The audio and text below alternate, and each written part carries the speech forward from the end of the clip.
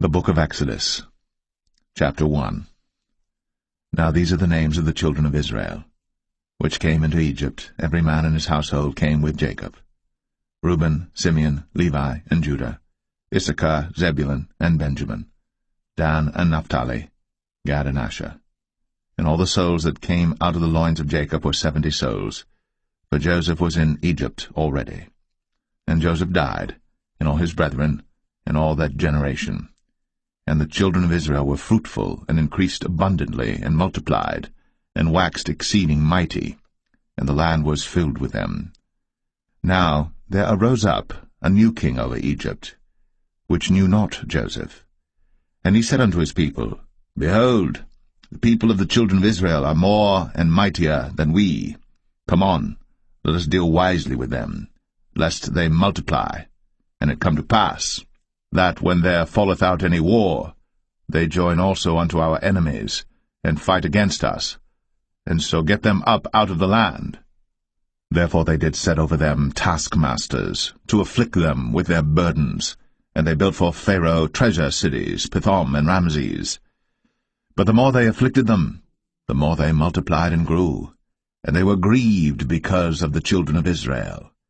And the Egyptians made the children of Israel to serve with rigor, and they made their lives bitter with hard bondage in mortar and in brick and in all manner of service in the field. All their service wherein they made them serve was with rigor. And the king of Egypt spake to the Hebrew midwives, of which the name of the one was Shiphrah, and the name of the other Puah.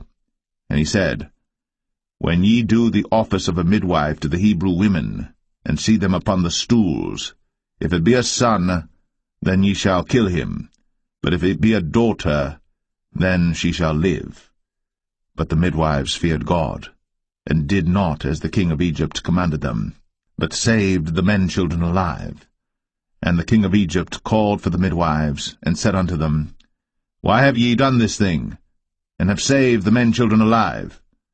And the midwives said unto Pharaoh, Because the Hebrew women are not as the Egyptian women, for they are lively, and are delivered ere the midwives come in unto them.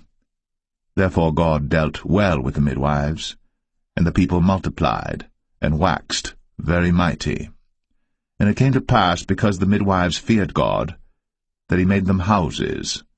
And Pharaoh charged all his people, saying, Every son that is born ye shall cast into the river, and every daughter ye shall save alive.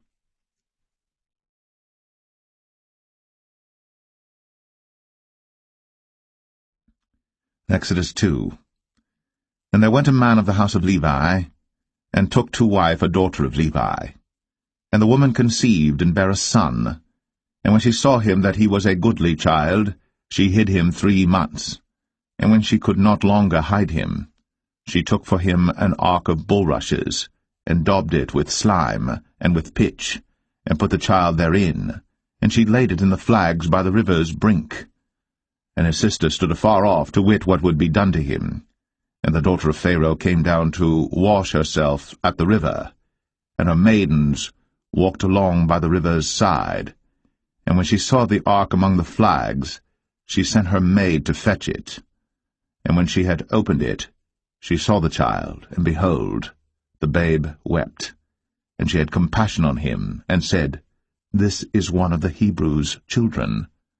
Then said his sister to Pharaoh's daughter, Shall I go and call to thee a nurse of the Hebrew women, that she may nurse the child for thee? And Pharaoh's daughter said to her, Go. And the maid went, and called the child's mother. And Pharaoh's daughter said unto her, Take this child away, and nurse it for me, and I will give thee thy wages. And the woman took the child, and nursed it. And the child grew, and she brought him unto Pharaoh's daughter, and he became her son. And she called his name Moses, and she said, Because I drew him out of the water. And it came to pass in those days, when Moses was grown, that he went out unto his brethren, and looked on their burdens, and he spied an Egyptian smiting an Hebrew, one of his brethren. And he looked this way and that way, and when he saw that there was no man, he slew the Egyptian, and hid him in the sand. And when he went out the second day, behold, 2 men of the Hebrews strove together. And he said to him that did the wrong, Wherefore smitest thou thy fellow? And he said, Who made thee a prince and a judge over us? Intendest thou to kill me, as thou killedst the Egyptian? And Moses feared, and said, Surely this thing is known. Now when Pharaoh heard this thing, he sought to slay Moses. But Moses fled from the face of Pharaoh, and dwelt in the land of Midian, and he sat down by a well. Now the priest of Midian had 7 daughters, and they came and drew water, and filled the troughs to water their father's flock. And the shepherds came and drove them away, but Moses stood up and helped them, and watered their flock. And when they came to Reuel their father, he said, How is it that ye are come so soon today? And they said, An Egyptian delivered us out of the hand of the shepherds, and also drew water enough for us, and watered the flock. And he said unto his daughters, And where is he? Why is it that ye have left the man? Call him, that he may eat bread. And Moses was content to dwell with the man. And he gave Moses Zipporah his daughter, and she bare him a son. And he called his name Gershom, for he said, I have been a stranger in a strange land. And it came to pass, in process of time, that the king of Egypt died, and the children of Israel sighed by reason of the bondage, and they cried, and their cry came up unto God by reason of the bondage. And God heard their groaning, and God remembered his covenant with Abraham, with Isaac, and with Jacob. And God looked upon the children of Israel, and God had respect unto them.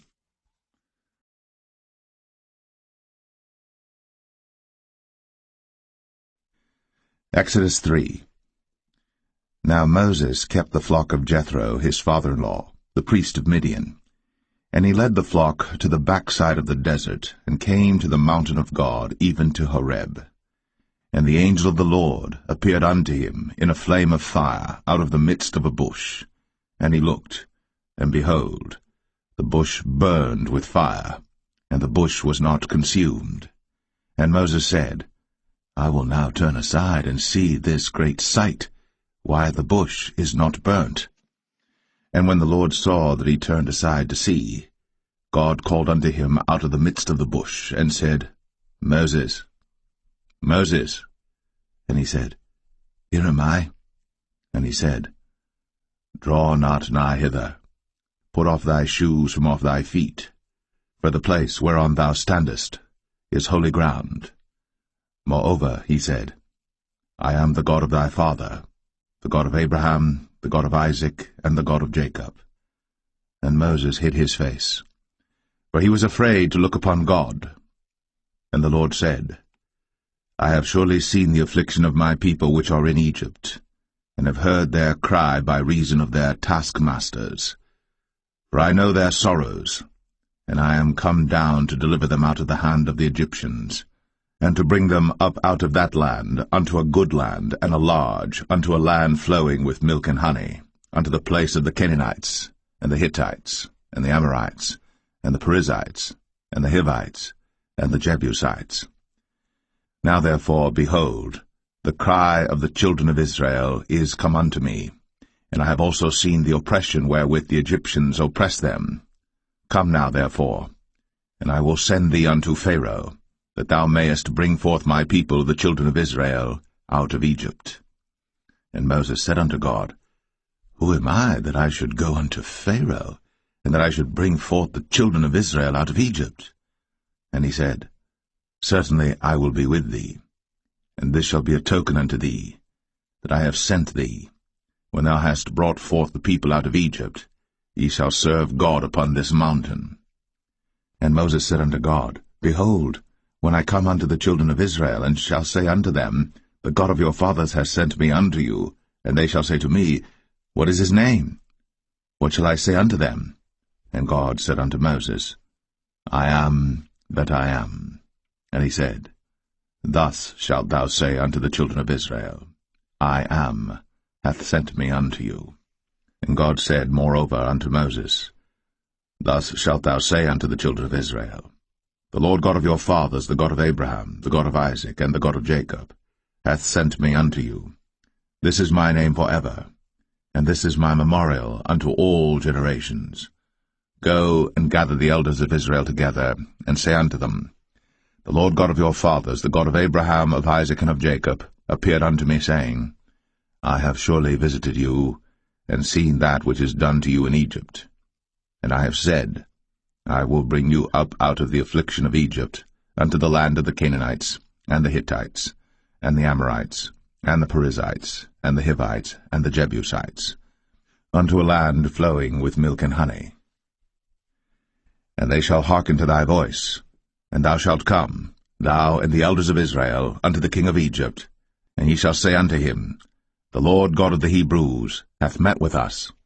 And now let us go, we beseech thee, 3 days' journey into the wilderness, that we may sacrifice to the Lord our God.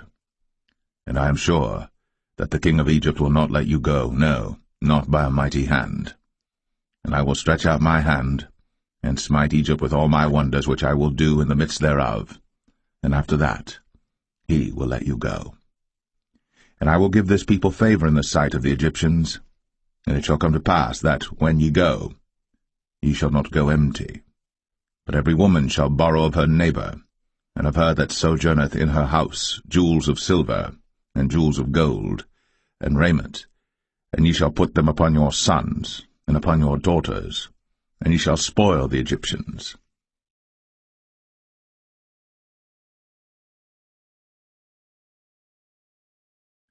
Exodus 4.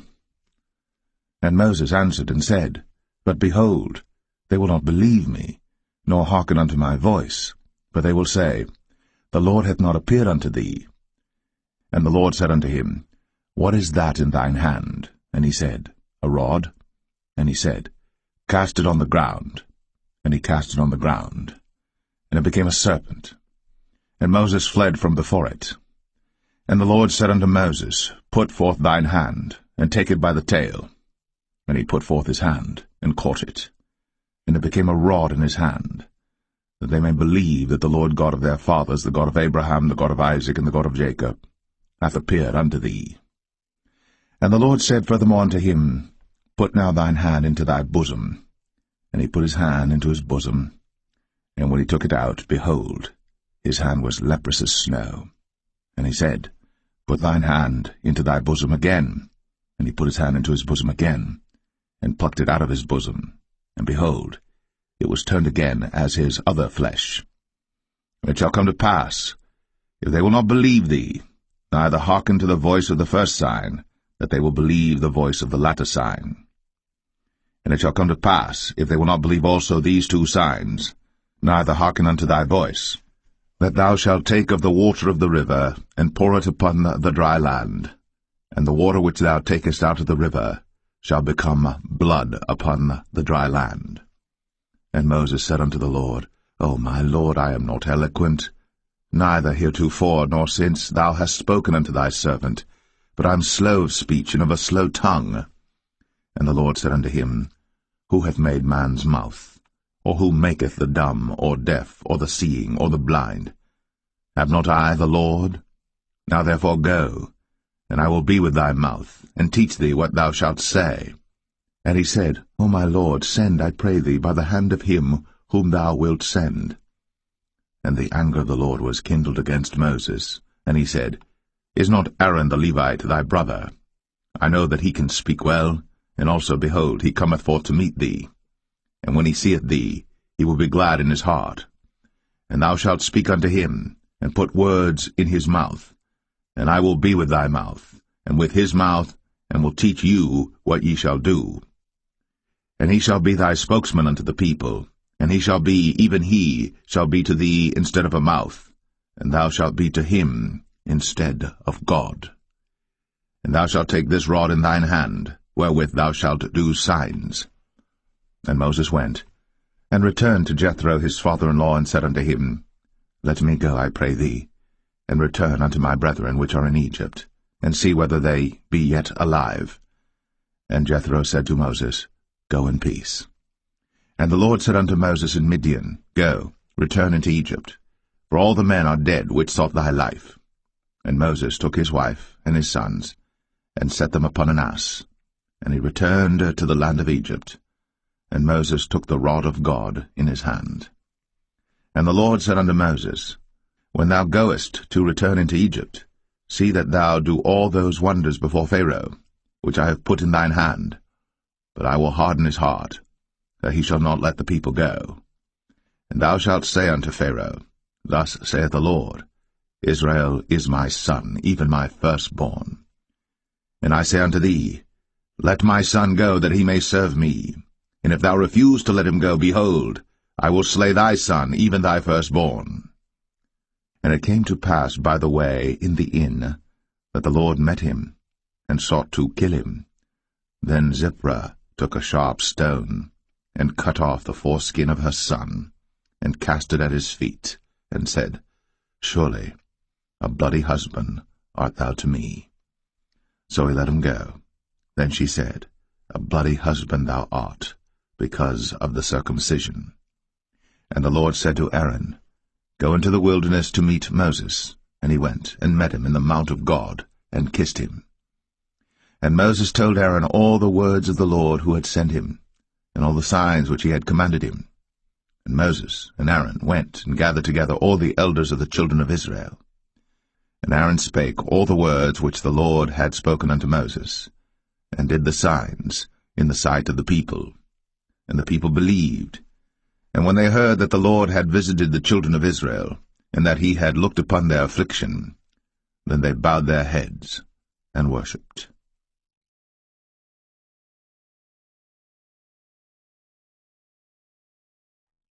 Exodus 5. And afterward Moses and Aaron went in, and told Pharaoh, Thus saith the Lord God of Israel, Let my people go, that they may hold a feast unto me in the wilderness. And Pharaoh said, Who is the Lord that I should obey his voice to let Israel go? I know not the Lord, neither will I let Israel go. And they said, The God of the Hebrews hath met with us. Let us go, we pray thee, 3 days' journey into the desert, and sacrifice unto the Lord our God, lest he fall upon us with pestilence, or with the sword. And the king of Egypt said unto them, Wherefore do ye, Moses and Aaron? Let the people from their works get you unto your burdens. And Pharaoh said, Behold, the people of the land now are many, and ye make them rest from their burdens. And Pharaoh commanded the same day the taskmasters of the people and their officers, saying, Ye shall no more give the people straw to make brick, as heretofore. Let them go and gather straw for themselves. And the tale of the bricks which they did make heretofore ye shall lay upon them. Ye shall not diminish aught thereof. For they be idle. Therefore they cry, saying, Let us go and sacrifice to our God. Let their more work be laid upon the men, that they may labor therein, and let them not regard vain words.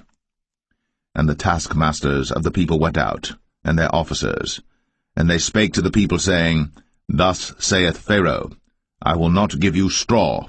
Go ye, get you straw where you can find it, yet not aught of your work shall be diminished. So the people were scattered abroad throughout all the land of Egypt to gather stubble instead of straw. And the taskmasters hasted them, saying, Fulfill your works, your daily tasks, as when there was straw. And the officers of the children of Israel, which Pharaoh's taskmasters had set over them, were beaten, and demanded, Wherefore have ye not fulfilled your task in making brick both yesterday and today as heretofore? Then the officers of the children of Israel came and cried unto Pharaoh, saying, Wherefore dealest thou thus with thy servants? There is no straw given unto thy servants. And they say to us, Make brick. And behold, thy servants are beaten, but the fault is in thine own people. But he said, Ye are idle, ye are idle. Therefore ye say, Let us go and do sacrifice to the Lord. Go therefore now and work, for there shall no straw be given you. Yet shall ye deliver the tale of bricks. And the officers of the children of Israel did see that they were in evil case, after it was said, Ye shall not minish aught from your bricks of your daily task. And they met Moses and Aaron, who stood in the way, as they came forth from Pharaoh. And they said unto them, The Lord look upon you and judge, because ye have made our savour to be abhorred in the eyes of Pharaoh, and in the eyes of his servants, to put a sword in their hand to slay us. And Moses returned unto the Lord, and said, Lord, wherefore hast thou so evil entreated this people? Why is it that thou hast sent me? For since I came to Pharaoh to speak in thy name, he hath done evil to this people, neither hast thou delivered thy people at all.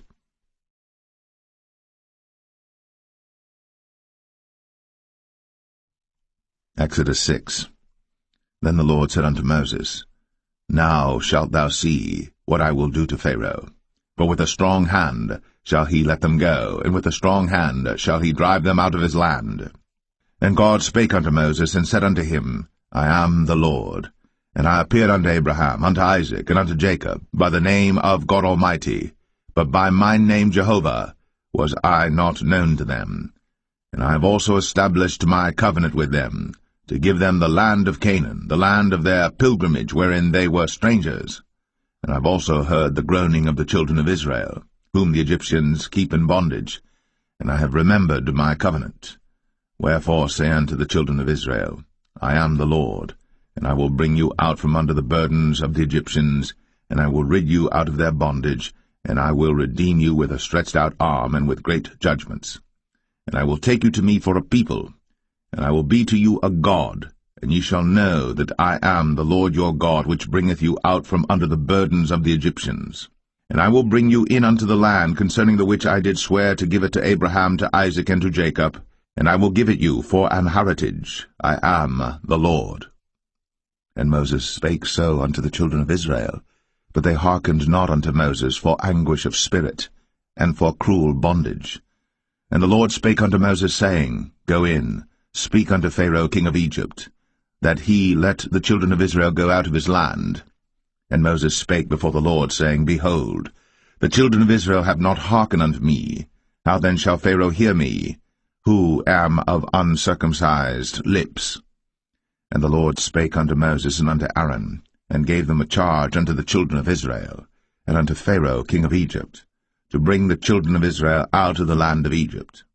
These be the heads of their fathers' houses, the sons of Reuben, the firstborn of Israel, Hanok and Palu, Hezron and Carmi.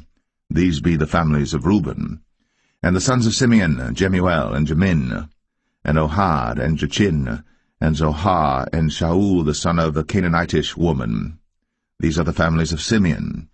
And these are the names of the sons of Levi according to their generations, Gershon and Kohath and Merari. And the years of the life of Levi were 137 years. The sons of Gershon, Libni and Shimei, according to their families. And the sons of Kohath, Amram and Izhar, and Hebron and Uzziel. And the years of the life of Kohath were 133 years. And the sons of Merari, Mahalai and Mushai. These are the families of Levi according to their generations. And Amram took him Jochebed, his father's sister, to wife, and she bare him, Aaron and Moses. And the years of the life of Amram were 137 years. And the sons of Izhar, Korah and Nepheg and Zichri. And the sons of Uzziel, Mishael and Elzaphan and Zithri.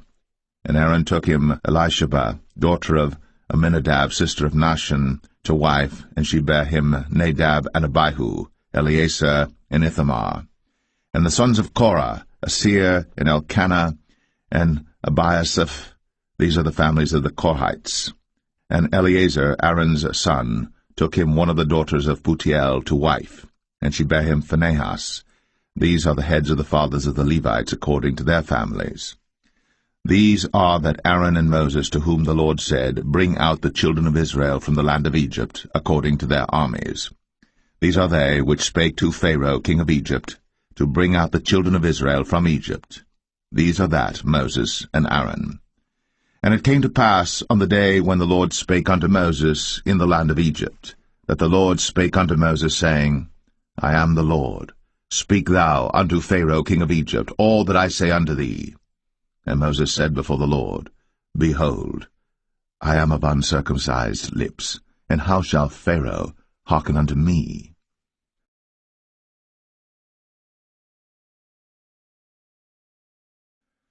Exodus 7.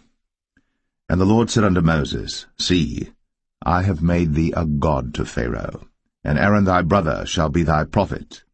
Thou shalt speak all that I command thee, And Aaron thy brother shall speak unto Pharaoh, that he send the children of Israel out of his land. And I will harden Pharaoh's heart, and multiply my signs and my wonders in the land of Egypt.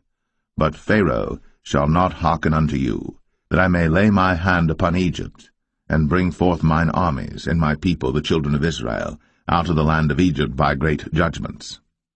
And the Egyptians shall know that I am the Lord, when I stretch forth mine hand upon Egypt, and bring out the children of Israel from among them.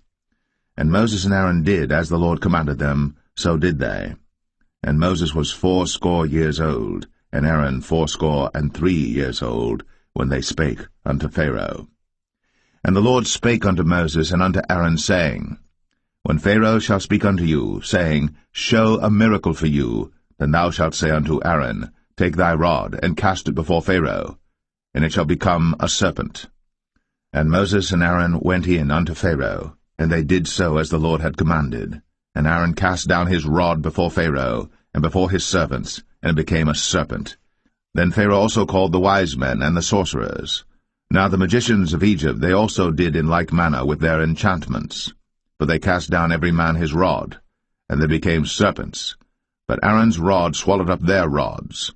And he hardened Pharaoh's heart, that he hearkened not unto them, as the Lord had said. And the Lord said unto Moses, Pharaoh's heart is hardened, he refuseth to let the people go. Get thee unto Pharaoh in the morning. Lo, he goeth out unto the water, and thou shalt stand by the river's brink against he come. And the rod which was turned to a serpent shalt thou take in thine hand. And thou shalt say unto him, The Lord God of the Hebrews hath sent me unto thee, saying, Let my people go, that they may serve me in the wilderness. And behold, hitherto thou wouldest not hear. Thus saith the Lord, In this thou shalt know that I am the Lord. Behold, I will smite with the rod that is in mine hand upon the waters which are in the river, and they shall be turned to blood. And the fish that is in the river shall die, and the river shall stink, and the Egyptians shall loathe to drink of the water of the river. And the Lord spake unto Moses, Say unto Aaron, Take thy rod, and stretch out thine hand upon the waters of Egypt, upon their streams, upon their rivers, and upon their ponds, and upon all their pools of water, that they may become blood, and that there may be blood throughout all the land of Egypt, both in vessels of wood and in vessels of stone. And Moses and Aaron did so, as the Lord commanded. And he lifted up the rod, and smote the waters that were in the river, in the sight of Pharaoh, and in the sight of his servants, and all the waters that were in the river were turned to blood. And the fish that was in the river died, and the river stank, and the Egyptians could not drink of the water of the river, and there was blood throughout all the land of Egypt. And the magicians of Egypt did so with their enchantments, and Pharaoh's heart was hardened, neither did he hearken unto them, as the Lord had said. And Pharaoh turned and went into his house, neither did he set his heart to this also. And all the Egyptians digged around about the river for water to drink, for they could not drink of the water of the river. And 7 days were fulfilled. After that the Lord had smitten the river.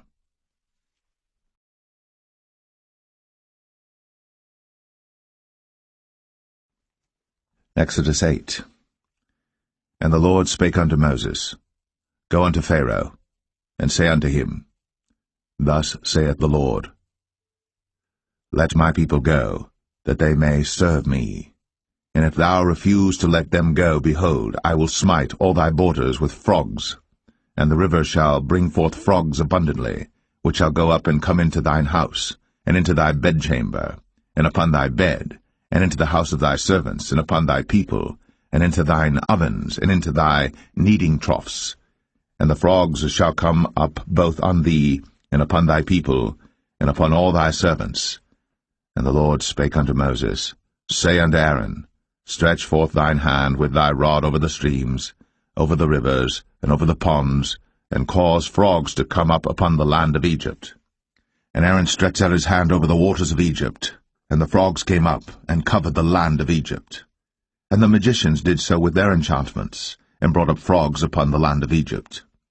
Then Pharaoh called for Moses and Aaron, and said, Entreat the Lord, that he may take away the frogs from me, and from my people, and I will let the people go, that they may do sacrifice unto the Lord. And Moses said unto Pharaoh, Glory over me. When shall I entreat for thee, and for thy servants, and for thy people, to destroy the frogs from thee, and thy houses, that they may remain in the river only? And he said, Tomorrow. And he said, Be it according to thy word, that thou mayest know that there is none like unto the Lord our God. And the frogs shall depart from thee, and from thy houses, and from thy servants, and from thy people. They shall remain in the river only. And Moses and Aaron went out from Pharaoh, and Moses cried unto the Lord because of the frogs, which he had brought against Pharaoh. And the Lord did according to the word of Moses, and the frogs died out of the houses, out of the villages, and out of the fields. And they gathered them together upon heaps, and the land stank. But when Pharaoh saw that there was respite, he hardened his heart, and hearkened not unto them, as the Lord had said. And the Lord said unto Moses, Say unto Aaron, Stretch out thy rod, and smite the dust of the land, that it may become lice throughout all the land of Egypt. And they did so. For Aaron stretched out his hand with his rod, and smote the dust of the earth, and it became lice in man and in beast. All the dust of the land became lice throughout all the land of Egypt. And the magicians did so with their enchantments to bring forth lice, but they could not, so there were lice upon man and upon beast. Then the magicians said unto Pharaoh, This is the finger of God. And Pharaoh's heart was hardened, and he hearkened not unto them, as the Lord had said. And the Lord said unto Moses, Rise up early in the morning, and stand before Pharaoh. Lo, he cometh forth to the water. And say unto him, Thus saith the Lord, Let my people go, that they may serve me. Else, if thou wilt not let my people go, behold, I will send swarms of flies upon thee, and upon thy servants, and upon thy people, and into thy houses, and the houses of the Egyptians shall be full of swarms of flies, and also the ground whereon they are. And I will sever in that day the land of Goshen, in which my people dwell, that no swarms of flies shall be there, to the end thou mayest know that I am the Lord in the midst of the earth. And I will put a division between my people and thy people. Tomorrow shall this sign be. And the Lord did so. And there came a grievous swarm of flies into the house of Pharaoh, and into his servants' houses, and into all the land of Egypt. The land was corrupted by reason of the swarm of flies. And Pharaoh called for Moses and for Aaron, and said, Go ye, sacrifice to your God in the land. And Moses said, It is not meet so to do, for we shall sacrifice the abomination of the Egyptians to the Lord our God. Lo, shall we sacrifice the abomination of the Egyptians before their eyes? And will they not stone us? We will go 3 days' journey into the wilderness, and sacrifice to the Lord our God, as he shall command us. And Pharaoh said, I will let you go, that ye may sacrifice to the Lord your God in the wilderness. Only ye shall not go very far away. Entreat for me. And Moses said, Behold, I go out from thee, and I will entreat the Lord that the swarms of flies may depart from Pharaoh, from his servants, and from his people tomorrow. But let not Pharaoh deal deceitfully any more, not letting the people go to sacrifice to the Lord. And Moses went out from Pharaoh, and entreated the Lord. And the Lord did according to the word of Moses, and he removed the swarms of flies from Pharaoh, from his servants, and from his people. There remained not one. And Pharaoh hardened his heart at this time also, neither would he let the people go.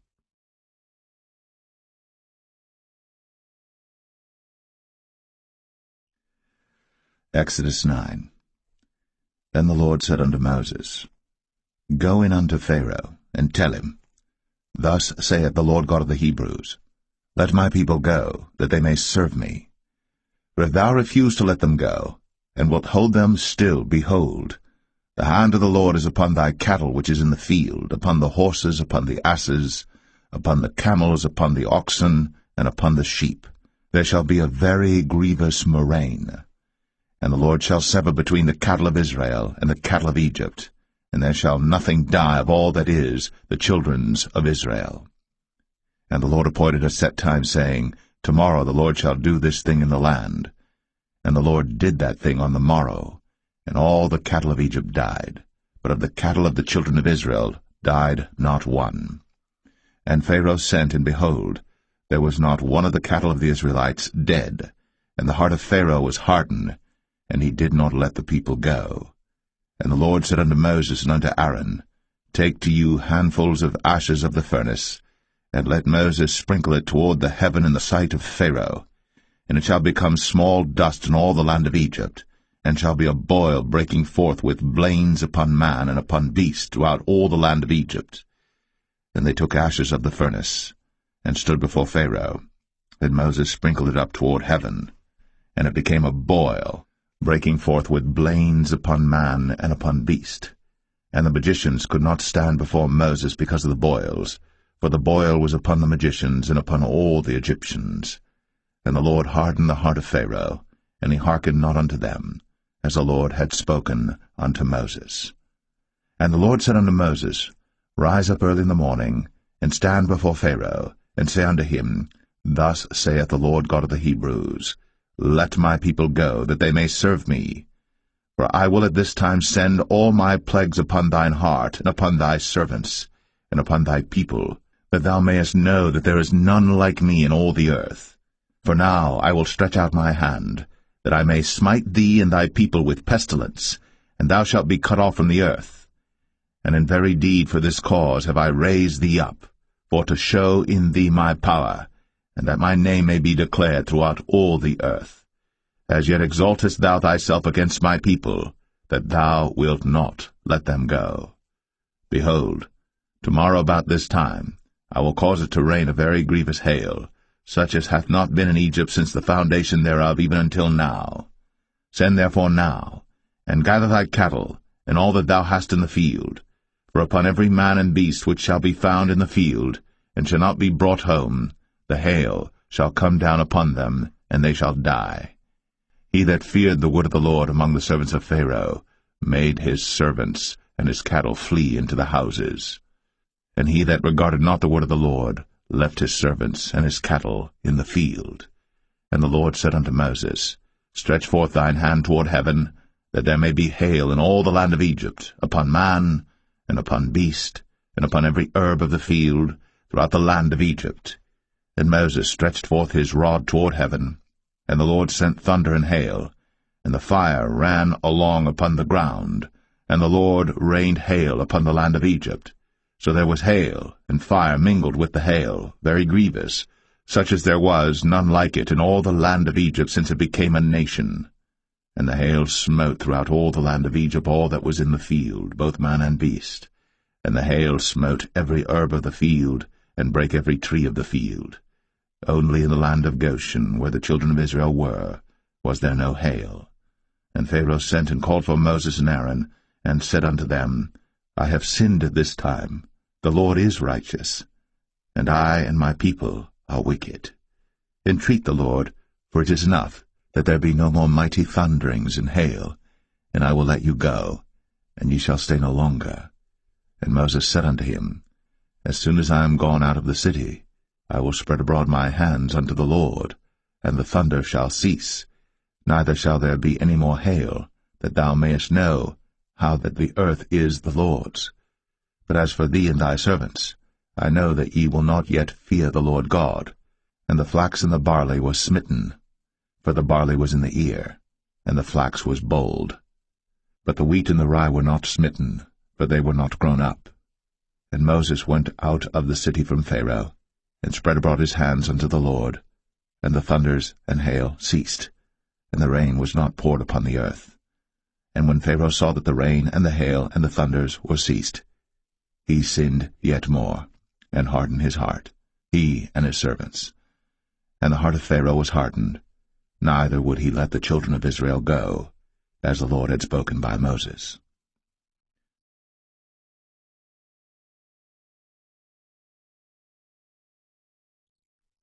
Exodus 10. And the Lord said unto Moses, Go in unto Pharaoh, for I have hardened his heart, and the heart of his servants, that I might show these my signs before him, and that thou mayest tell in the ears of thy son, and of thy son's son, what things I have wrought in Egypt, and my signs which I have done among them, that ye may know how that I am the Lord. And Moses and Aaron came in unto Pharaoh, and said unto him, Thus saith the Lord God of the Hebrews, How long wilt thou refuse to humble thyself before me? Let my people go, that they may serve me. Else, if thou refuse to let my people go, behold, tomorrow will I bring the locusts into thy coast. And they shall cover the face of the earth, that one cannot be able to see the earth. And they shall eat the residue of that which is escaped, which remaineth unto you from the hail, and shall eat every tree which groweth for you out of the field. And they shall fill thy houses, and the houses of all thy servants, and the houses of all the Egyptians, which neither thy fathers nor thy fathers' fathers have seen, since the day that they were upon the earth unto this day. And he turned himself, and went out from Pharaoh. And Pharaoh's servants said unto him, How long shall this man be a snare unto us? Let the men go, that they may serve the Lord their God. Knowest thou not yet that Egypt is destroyed? And Moses and Aaron were brought again unto Pharaoh, and he said unto them, Go, serve the Lord your God. But who are they that shall go? And Moses said, We will go with our young and with our old, with our sons and with our daughters, with our flocks and with our herds will we go, for we must hold a feast unto the Lord. And he said unto them, Let the Lord be so with you, as I will let you go, and your little ones. Look to it, for evil is before you. Not so. Go now, ye that are men, and serve the Lord, for that ye did desire. And they were driven out from Pharaoh's presence. And the Lord said unto Moses, Stretch out thine hand over the land of Egypt for the locusts, that they may come up upon the land of Egypt, and eat every herb of the land, even all that the hail hath left. And Moses stretched forth his rod over the land of Egypt. And the Lord brought an east wind upon the land all that day, and all that night. And when it was morning, the east wind brought the locusts.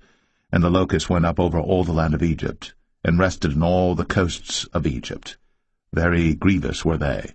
Before them there were no such locusts as they, neither after them shall be such. For they covered the face of the whole earth, so that the land was darkened. And they did eat every herb of the land, and all the fruit of the trees which the hail had left. And there remained not any green thing in the trees, or in the herbs of the field, through all the land of Egypt. Then Pharaoh called for Moses and Aaron in haste, and he said, I have sinned against the Lord your God and against you. Now therefore forgive, I pray thee, my sin only this once, and entreat the Lord your God, that he may take away from me this death only. And he went out from Pharaoh, and entreated the Lord. And the Lord turned a mighty strong west wind, which took away the locusts, and cast them into the Red Sea. There remained not one locust in all the coasts of Egypt. But the Lord hardened Pharaoh's heart, so that he would not let the children of Israel go. And the Lord said unto Moses, Stretch out thine hand toward heaven, that there may be darkness over the land of Egypt, even darkness which may be felt. And Moses stretched forth his hand toward heaven, and there was a thick darkness in all the land of Egypt 3 days. They saw not one another, neither rose any from his place for 3 days. But all the children of Israel had light in their dwellings. And Pharaoh called unto Moses, and said, Go ye, serve the Lord.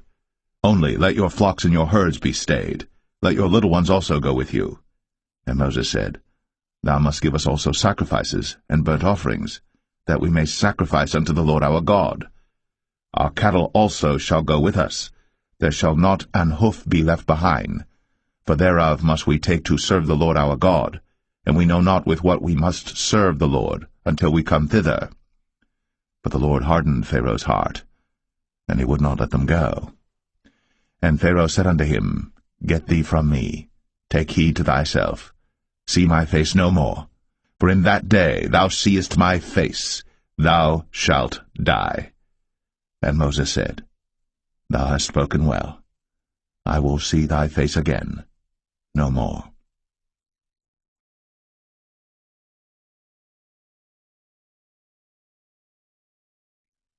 Exodus 11. And the Lord said unto Moses, Yet will I bring one plague more upon Pharaoh and upon Egypt.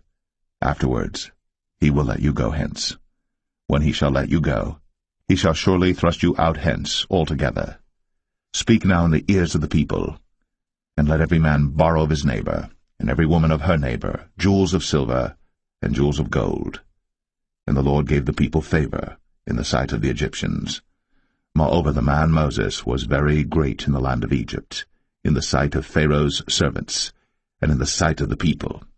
And Moses said, Thus saith the Lord, About midnight will I go out into the midst of Egypt, and all the firstborn in the land of Egypt shall die, from the firstborn of Pharaoh that sitteth upon his throne, even unto the firstborn of the maidservant that is behind the mill, and all the firstborn of beasts. And there shall be a great cry throughout all the land of Egypt, such as there was none like it, nor shall be like it any more. But against any of the children of Israel shall not a dog move his tongue, against man or beast, that ye may know how that the Lord doth put a difference between the Egyptians and Israel.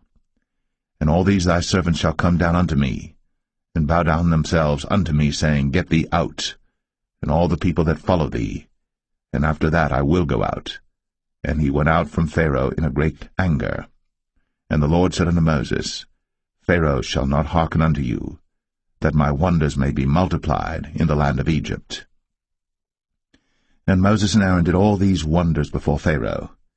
And the Lord hardened Pharaoh's heart, so that he would not let the children of Israel go out of his land.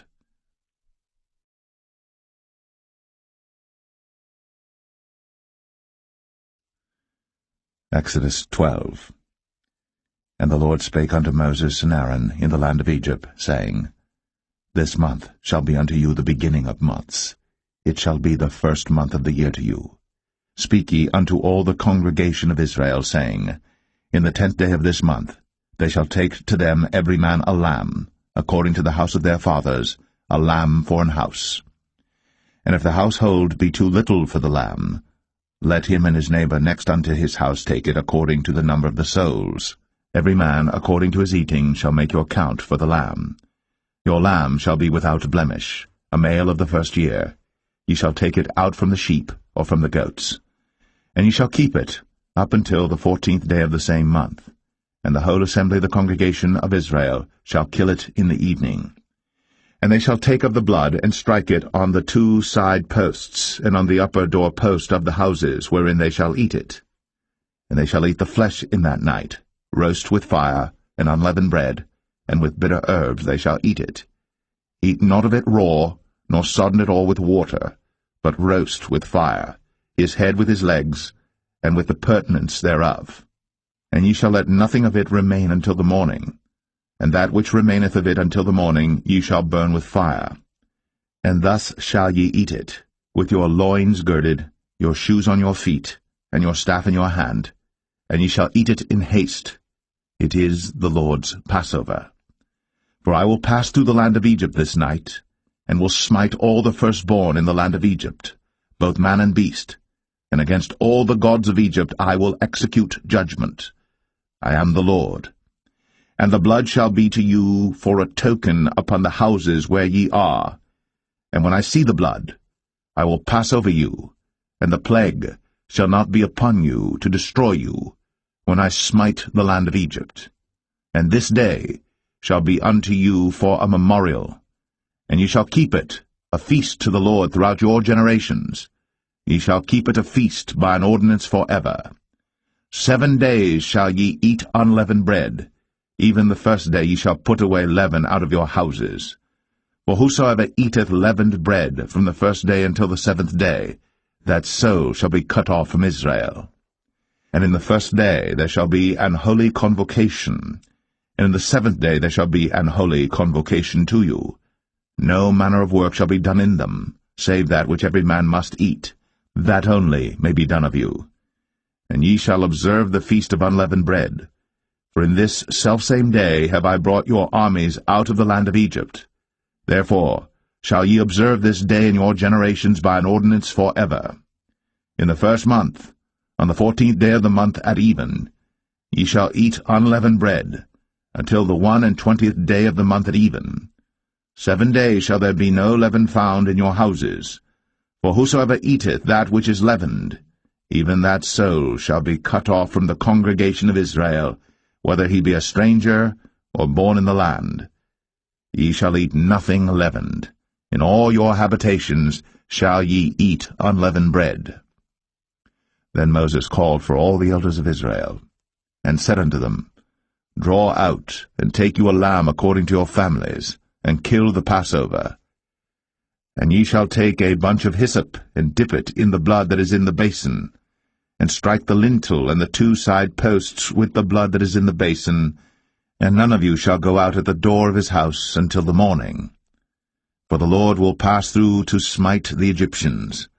And when he seeth the blood upon the lintel, and on the 2 side posts, the Lord will pass over the door, and will not suffer the destroyer to come in unto your houses to smite you.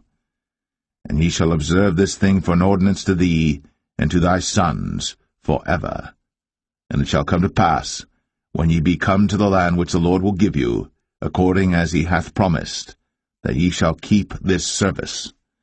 And it shall come to pass, when your children shall say unto you, What mean ye by this service? That ye shall say, It is the sacrifice of the Lord's Passover, who passed over the houses of the children of Israel in Egypt, when he smote the Egyptians, and delivered our houses. And the people bowed the head, and worshipped. And the children of Israel went away, and did, as the Lord had commanded Moses and Aaron, so did they.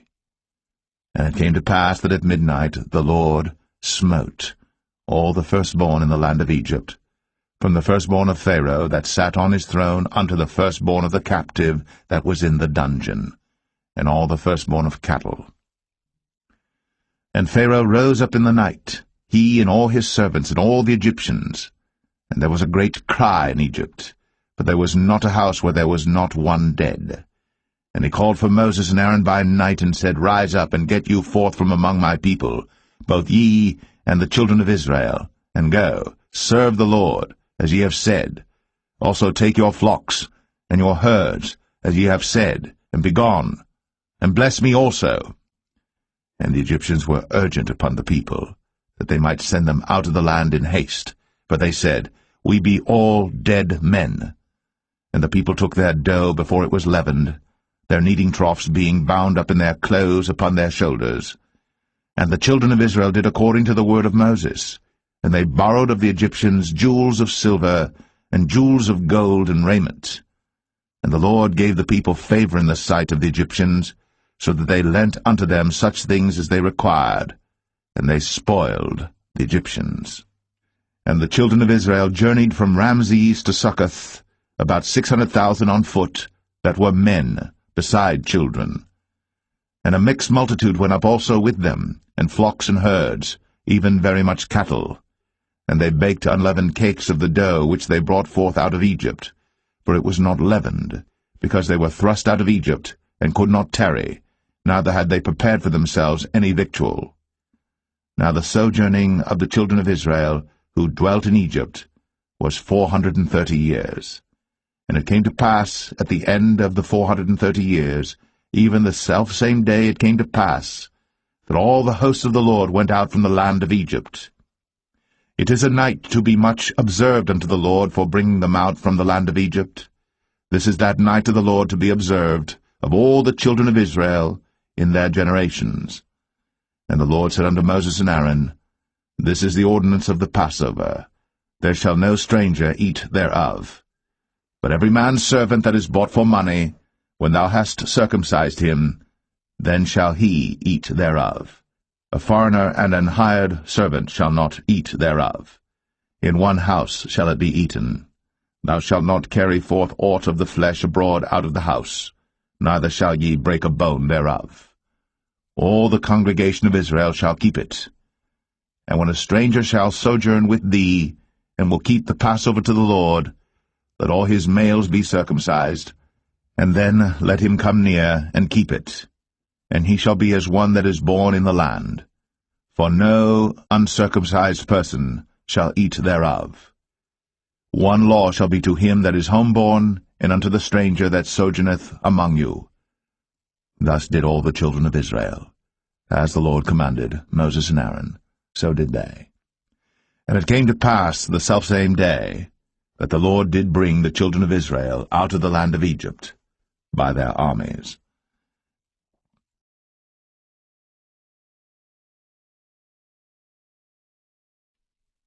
Exodus 13. And the Lord spake unto Moses, saying, Sanctify unto me all the firstborn, whatsoever openeth the womb among the children of Israel, both of man and of beast, it is mine.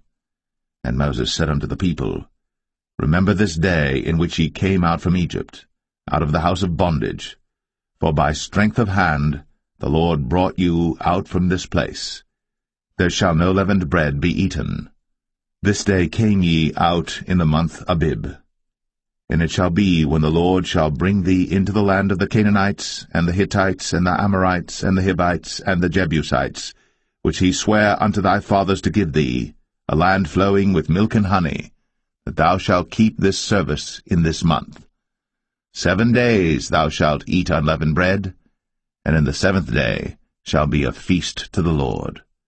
Unleavened bread shall be eaten 7 days, and there shall no leavened bread be seen with thee, neither shall there be leaven seen with thee in all thy quarters. And thou shalt show thy son in that day, saying, This is done, because of that which the Lord did unto me, when I came forth out of Egypt. And it shall be for a sign unto thee upon thine hand, and for a memorial between thine eyes, that the Lord's law may be in thy mouth. For with a strong hand hath the Lord brought thee out of Egypt. Thou shalt therefore keep this ordinance in his season from year to year. And it shall be, when the Lord shall bring thee into the land of the Canaanites, as he sware unto thee and to thy fathers, and shall give it thee, that thou shalt set apart unto the Lord all that openeth the matrix, and every firstling that cometh of a beast which thou hast, the males shall be the Lord's. And every firstling of an ass thou shalt redeem with a lamb, and if thou wilt not redeem it, then thou shalt break his neck. And all the firstborn of man among thy children shalt thou redeem. And it shall be, when thy son asketh thee in time to come, saying, What is this? That thou shalt say unto him, By strength of hand the Lord brought us out from Egypt, from the house of bondage. And it came to pass, when Pharaoh would hardly let us go, that the Lord slew all the firstborn in the land of Egypt, both the firstborn of man and the firstborn of beast. Therefore I sacrifice to the Lord all that openeth the matrix, being males, but all the firstborn of my children I redeem. And it shall be for a token upon thine hand, and for frontlets between thine eyes, for by strength of hand the Lord brought us forth out of Egypt. And it came to pass, when Pharaoh had let the people go, that God led them not through the way of the land of the Philistines, although that was near, for God said, Lest peradventure the people repent when they see war, and they return to Egypt. For God led the people about through the way of the wilderness of the Red Sea, and the children of Israel went up harnessed out of the land of Egypt. And Moses took the bones of Joseph with him, for he had straitly sworn the children of Israel, saying, God will surely visit you, and ye shall carry up my bones away hence with you. And they took their journey from Succoth, and encamped in Etham, in the edge of the wilderness. And the Lord went before them by day in a pillar of a cloud, to lead them the way, and by night in a pillar of fire, to give them light, to go by day and night. He took not away the pillar of the cloud by day, nor the pillar of fire by night, from before the people.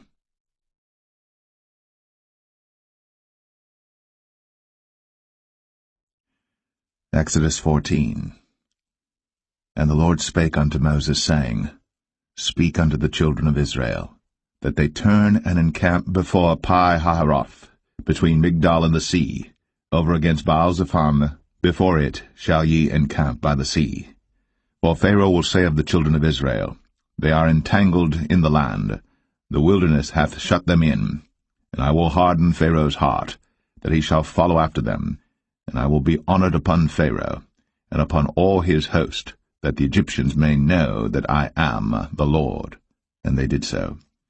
And it was told the king of Egypt that the people fled, and the heart of Pharaoh and of his servants was turned against the people, and they said, Why have we done this, that we have let Israel go from serving us? And he made ready his chariot, and took his people with him. And he took 600 chosen chariots, and all the chariots of Egypt, and captains over every one of them. And the Lord hardened the heart of Pharaoh king of Egypt, and he pursued after the children of Israel. And the children of Israel went out with an high hand. But the Egyptians pursued after them, all the horses and chariots of Pharaoh, and his horsemen and his army, and overtook them encamping by the sea, beside Pi-hahiroth, before Baal-Zephon. And when Pharaoh drew nigh, the children of Israel lifted up their eyes, and behold, the Egyptians marched after them, and they were sore afraid. And the children of Israel cried out unto the Lord, and they said unto Moses, Because there were no graves in Egypt, hast thou taken us away to die in the wilderness? Wherefore hast thou dealt thus with us, to carry us forth out of Egypt? Is not this the word that we did tell thee in Egypt, saying, Let us alone, that we may serve the Egyptians? For it had been better for us to serve the Egyptians, than that we should die in the wilderness. And Moses said unto the people, Fear ye not, stand still, and see the salvation of the Lord, which he will show to you today. For the Egyptians whom ye have seen today, ye shall see them again no more forever. The Lord shall fight for you, and ye shall hold your peace. And the Lord said unto Moses, Wherefore criest thou unto me? Speak unto the children of Israel, that they go forward. But lift thou up thy rod, and stretch out thine hand over the sea, and divide it. And the children of Israel shall go on dry ground through the midst of the sea. And I, behold, I will harden the hearts of the Egyptians, and they shall follow them. And I will get me honor upon Pharaoh, and upon all his host, upon his chariots, and upon his horsemen. And the Egyptians shall know that I am the Lord, when I have gotten me honor upon Pharaoh, upon his chariots, and upon his horsemen. And the angel of God, which went before the camp of Israel, removed, and went behind them. And the pillar of the cloud went from before their face, and stood behind them. And it came between the camp of the Egyptians and the camp of Israel. And it was a cloud and darkness to them, but it gave light by night to these, so that the one came not near the other all the night. And Moses stretched out his hand over the sea, and the Lord caused the sea to go back by a strong east wind all that night, and made the sea dry land, and the waters were divided. And the children of Israel went into the midst of the sea upon the dry ground, and the waters were a wall unto them on their right hand and on their left. And the Egyptians pursued, and went in after them to the midst of the sea, even all Pharaoh's horses, his chariots, and his horsemen. And it came to pass that in the morning watch the Lord looked unto the host of the Egyptians through the pillar of fire and of the cloud, and troubled the host of the Egyptians, and took off their chariot wheels, that they drave them heavily, so that the Egyptians said, Let us flee from the face of Israel, for the Lord fighteth for them against the Egyptians. And the Lord said unto Moses, Stretch out thine hand over the sea, that the waters may come again upon the Egyptians, upon their chariots, and upon their horsemen. And Moses stretched forth his hand over the sea, and the sea returned to his strength when the morning appeared, and the Egyptians fled against it. And the Lord overthrew the Egyptians in the midst of the sea. And the waters returned and covered the chariots, and the horsemen, and all the host of Pharaoh that came into the sea after them. There remained not so much as one of them. But the children of Israel walked upon dry land in the midst of the sea, and the waters were a wall unto them on their right hand and on their left. Thus the Lord saved Israel that day out of the hand of the Egyptians, and Israel saw the Egyptians dead upon the seashore. And Israel saw that great work which the Lord did upon the Egyptians, and the people feared the Lord, and believed the Lord and his servant Moses.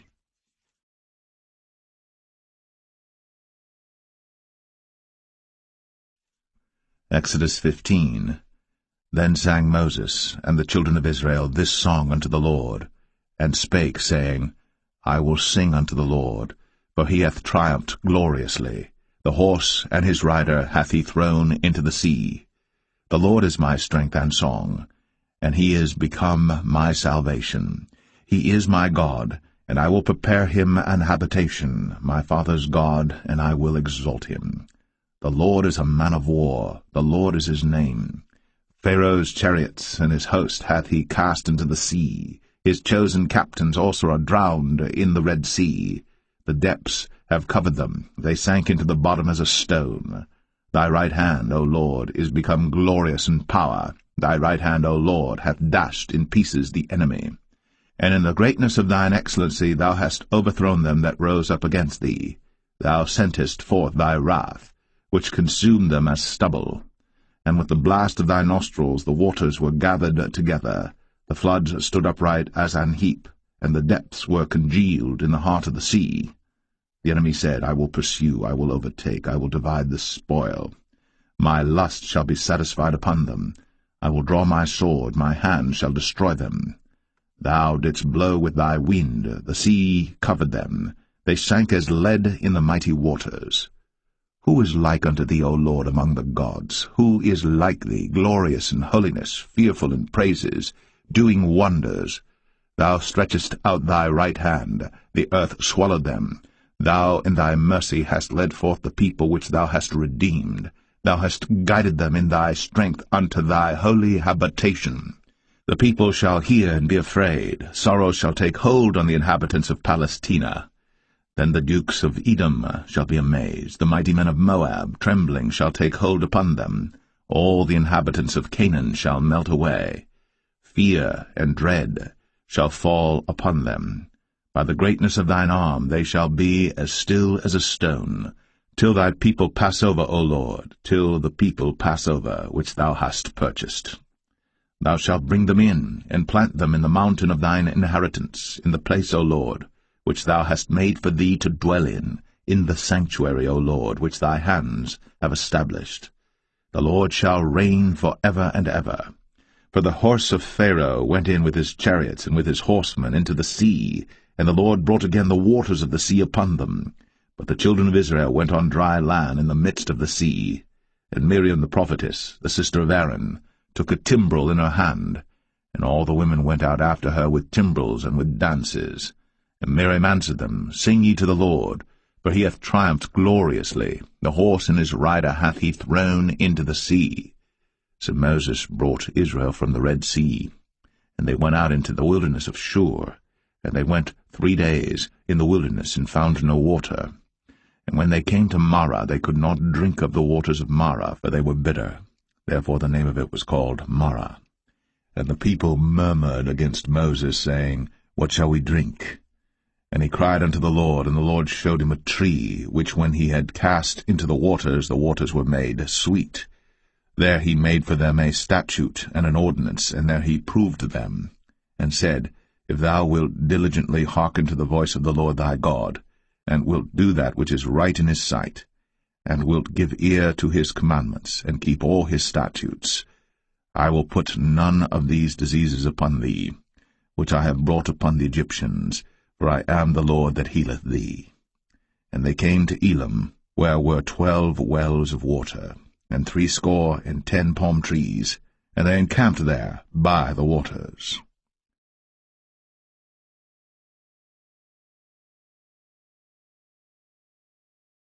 Exodus 16.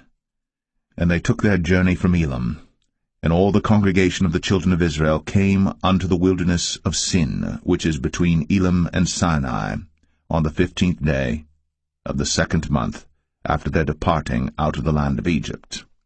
And the whole congregation of the children of Israel murmured against Moses and Aaron in the wilderness. And the children of Israel said unto them, Would to God we had died by the hand of the Lord in the land of Egypt, when we sat by the flesh pots, and when we did eat bread to the full.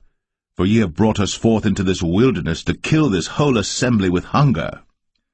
Then said the Lord unto Moses, Behold, I will rain bread from heaven for you, and the people shall go out and gather a certain rate every day, that I may prove them, whether they will walk in my law or no. And it shall come to pass that on the 6th day they shall prepare that which they bring in, and it shall be twice as much as they gather daily. And Moses and Aaron said unto all the children of Israel, At even then you shall know that the Lord hath brought you out from the land of Egypt. And in the morning then ye shall see the glory of the Lord, for that he heareth your murmurings against the Lord. And what are we, that ye murmur against us? And Moses said, This shall be when the Lord shall give you in the evening flesh to eat, and in the morning bread to the full, for that the Lord heareth your murmurings, which ye murmur against him. And what are we? Your murmurings are not against us, but against the Lord. And Moses spake unto Aaron, Say unto all the congregation of the children of Israel, Come near before the Lord, for he hath heard your murmurings.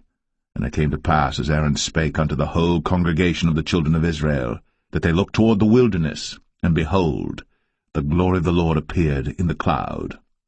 And the Lord spake unto Moses, saying, I have heard the murmurings of the children of Israel. Speak unto them, saying, At even ye shall eat flesh, and in the morning ye shall be filled with bread, and ye shall know that I am the Lord your God. And it came to pass, that at even the quails came up, and covered the camp, and in the morning the dew lay round about the host. And when the dew that lay was gone up, behold, upon the face of the wilderness there lay a small round thing, as small as the hoarfrost on the ground. And when the children of Israel saw it, they said one to another, It is manna, for they wist not what it was. And Moses said unto them, This is the bread which the Lord hath given you to eat. This is the thing which the Lord hath commanded. Gather of it every man according to his eating, an omer for every man according to the number of your persons. Take ye every man for them which are in his tents. And the children of Israel did so, and gathered some more, some less. And when they did meet it with an omer, he that gathered much had nothing over, and he that gathered little had no lack. They gathered every man according to his eating. And Moses said, Let no man leave of it till the morning.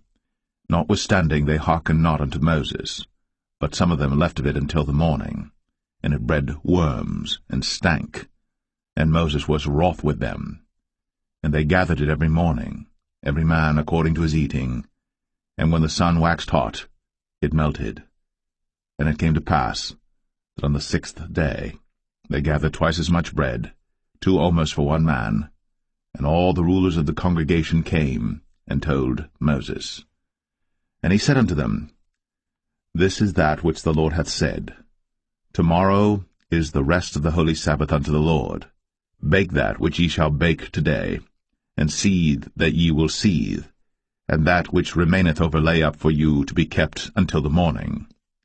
And they laid it up till the morning, as Moses bade, and it did not stink, neither was there any worm therein. And Moses said, Eat that today, for today is a Sabbath unto the Lord. Today ye shall not find it in the field. 6 days ye shall gather it, but on the 7th day, which is the Sabbath, in it there shall be none. And it came to pass that there went out some of the people on the 7th day for to gather, and they found none. And the Lord said unto Moses, How long refuse ye to keep my commandments and my laws? See, for that the Lord hath given you the Sabbath. Therefore he giveth you on the 6th day the bread of 2 days. Abide ye every man in his place. Let no man go out of his place on the 7th day. So the people rested on the 7th day. And the house of Israel called the name thereof manna. And it was like coriander seed, white, and the taste of it was like wafers made with honey.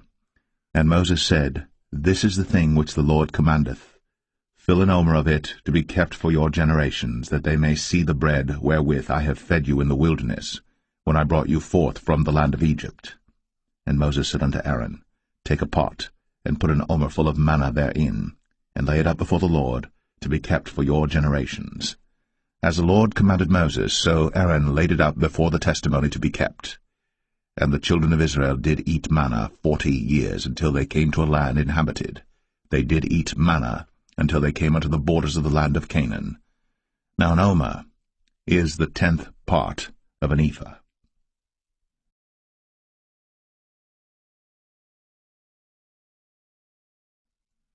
Exodus 17. And all the congregation of the children of Israel journeyed from the wilderness of Sin after their journeys, according to the commandment of the Lord, and pitched in Rephidim.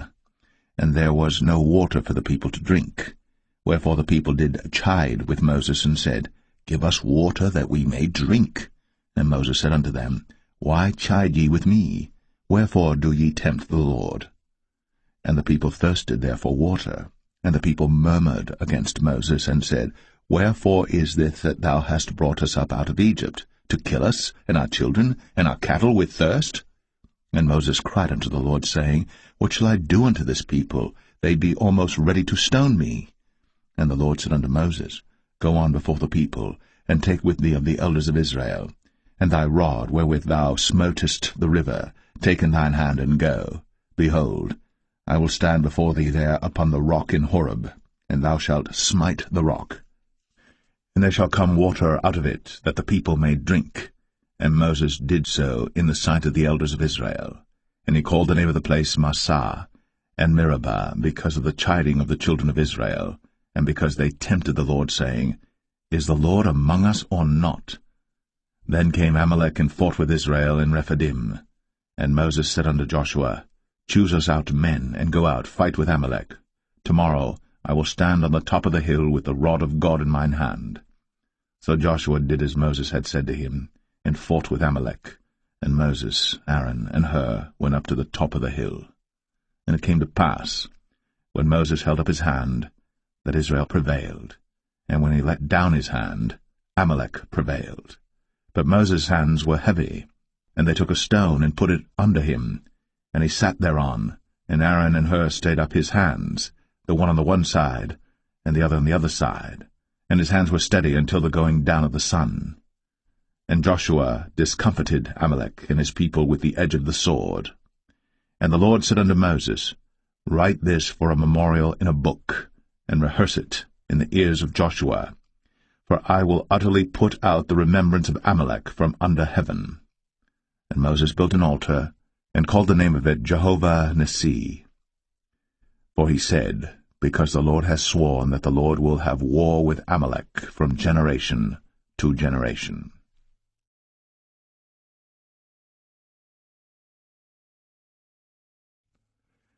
Exodus 18. When Jethro, the priest of Midian, Moses' father-in-law, heard of all that God had done for Moses, and for Israel his people, and that the Lord had brought Israel out of Egypt, then Jethro, Moses' father-in-law, took Zipporah, Moses' wife, after he'd sent her back, and her 2 sons, of which the name of the one was Gershom, for he said, I have been an alien in a strange land. And the name of the other was Eleazar, for the God of my father, said he, was mine help, and delivered me from the sword of Pharaoh. And Jethro, Moses' father-in-law, came with his sons and his wife unto Moses into the wilderness, where he encamped at the mount of God. And he said unto Moses, I thy father-in-law Jethro am come unto thee, and thy wife and her 2 sons with her. And Moses went out to meet his father-in-law, and did obeisance, and kissed him. And they asked each other of their welfare, and they came into the tent. And Moses told his father-in-law all that the Lord had done unto Pharaoh and to the Egyptians for Israel's sake, and all the travail that had come upon them by the way, and how the Lord delivered them. And Jethro rejoiced for all the goodness which the Lord had done to Israel, whom he had delivered out of the hand of the Egyptians. And Jethro said, Blessed be the Lord, who hath delivered you out of the hand of the Egyptians, and out of the hand of Pharaoh, who hath delivered the people from under the hand of the Egyptians. Now I know that the Lord is greater than all gods, for in the thing wherein they dealt proudly he was above them. And Jethro, Moses' father-in-law, took a burnt offering and sacrifices for God, and Aaron came, and all the elders of Israel, to eat bread with Moses' father-in-law before God. And it came to pass on the morrow that Moses sat to judge the people, and the people stood by Moses from the morning unto the evening. And when Moses' father-in-law saw all that he did to the people, he said, What is this thing that thou doest to the people? Why sittest thou thyself alone, and all the people stand by thee from morning unto even? And Moses said unto his father-in-law, Because the people come unto me to inquire of God. When they have a matter they come unto me, and I judge between one and another, and I do make them know the statutes of God and his laws. And Moses' father-in-law said unto him, The thing that thou doest is not good. Thou wilt surely wear away both thou and this people that is with thee, for this thing is too heavy for thee, Thou art not able to perform it thyself alone. Hearken now unto my voice. I will give thee counsel, and God shall be with thee. Be thou for the people to Godward, that thou mayest bring the causes unto God. And thou shalt teach them ordinances and laws, and shalt show them the way wherein they must walk, and the work that they must do. Moreover, thou shalt provide out of all the people able men, such as fear God, men of truth, hating covetousness, and place such over them to be rulers of thousands, and rulers of hundreds, rulers of 50s, and rulers of 10s. And let them judge the people at all seasons. And it shall be, that every great matter they shall bring unto thee, but every small matter they shall judge. So shall it be easier for thyself, and they shall bear the burden with thee. If thou shalt do this thing, and God command thee so, then thou shalt be able to endure, and all this people shall also go to their place in peace. So Moses hearkened to the voice of his father-in-law, and did all that he had said. And Moses chose able men out of all Israel, and made them heads over the people, rulers of thousands, rulers of hundreds, rulers of 50s, and rulers of 10s. And they judged the people at all seasons. The hard causes they brought unto Moses, but every small matter they judged themselves. And Moses let his father-in-law depart, and he went his way into his own land.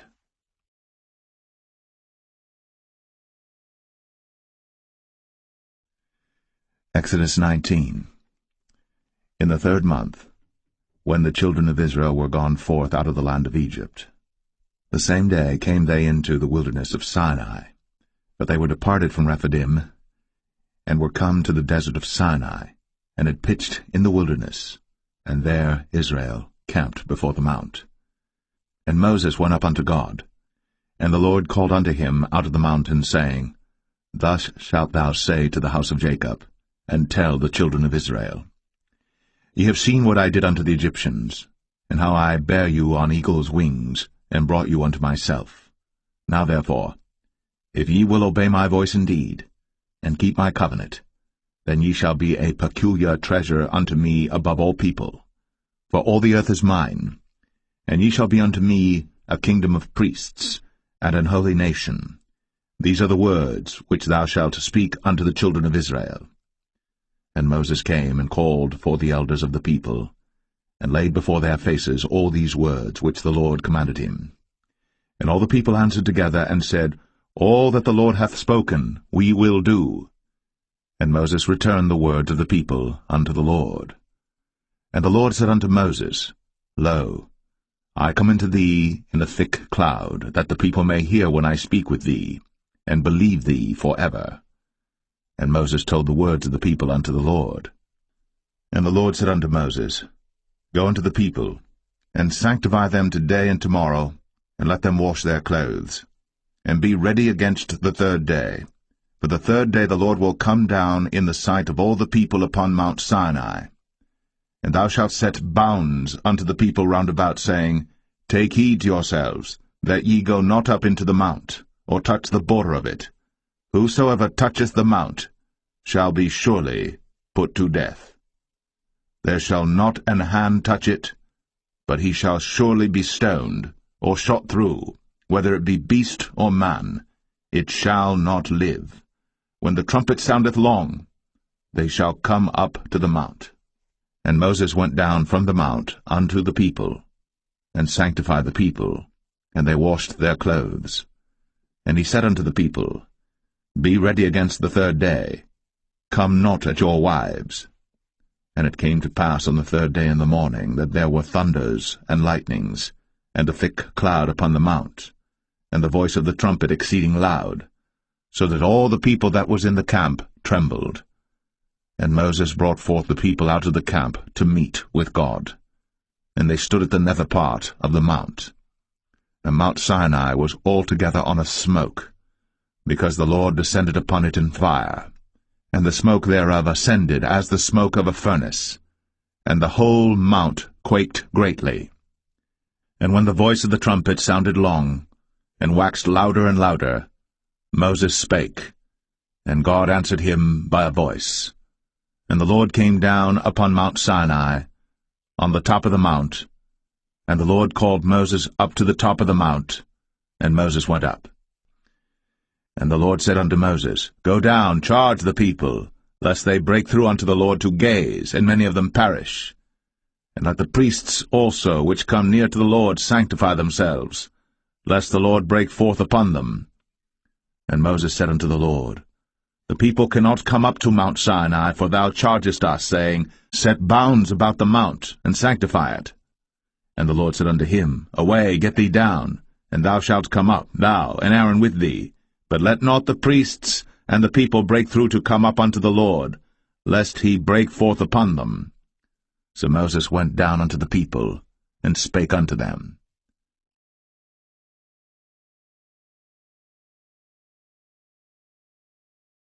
Exodus 20.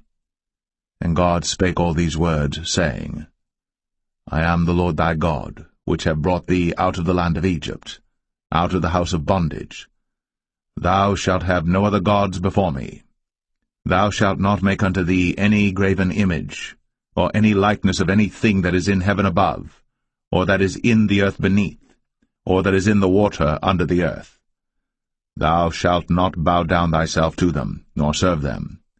For I, the Lord thy God, am a jealous God, visiting the iniquity of the fathers upon the children unto the third and fourth generation of them that hate me, and showing mercy unto thousands of them that love me, and keep my commandments.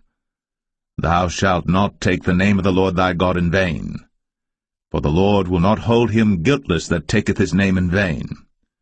Remember the Sabbath day, to keep it holy. 6 days shalt thou labor, and do all thy work. But the seventh day is the Sabbath of the Lord thy God. In it thou shalt not do any work, thou, nor thy son, nor thy daughter, thy manservant, nor thy maidservant, nor thy cattle, nor thy stranger that is within thy gates. For in 6 days the Lord made heaven and earth, the sea, and all that in them is, and rested the seventh day. Wherefore the Lord blessed the Sabbath day, and hallowed it. Honor thy father and thy mother, that thy days may be long upon the land which the Lord thy God giveth thee. Thou shalt not kill. Thou shalt not commit adultery. Thou shalt not steal. Thou shalt not bear false witness against thy neighbor. Thou shalt not covet thy neighbor's house. Thou shalt not covet thy neighbor's wife, nor his manservant, nor his maidservant, nor his ox, nor his ass, nor anything that is thy neighbor's. And all the people saw the thunderings, and the lightnings, and the noise of the trumpet, and the mountain smoking. And when the people saw it, they removed, and stood afar off.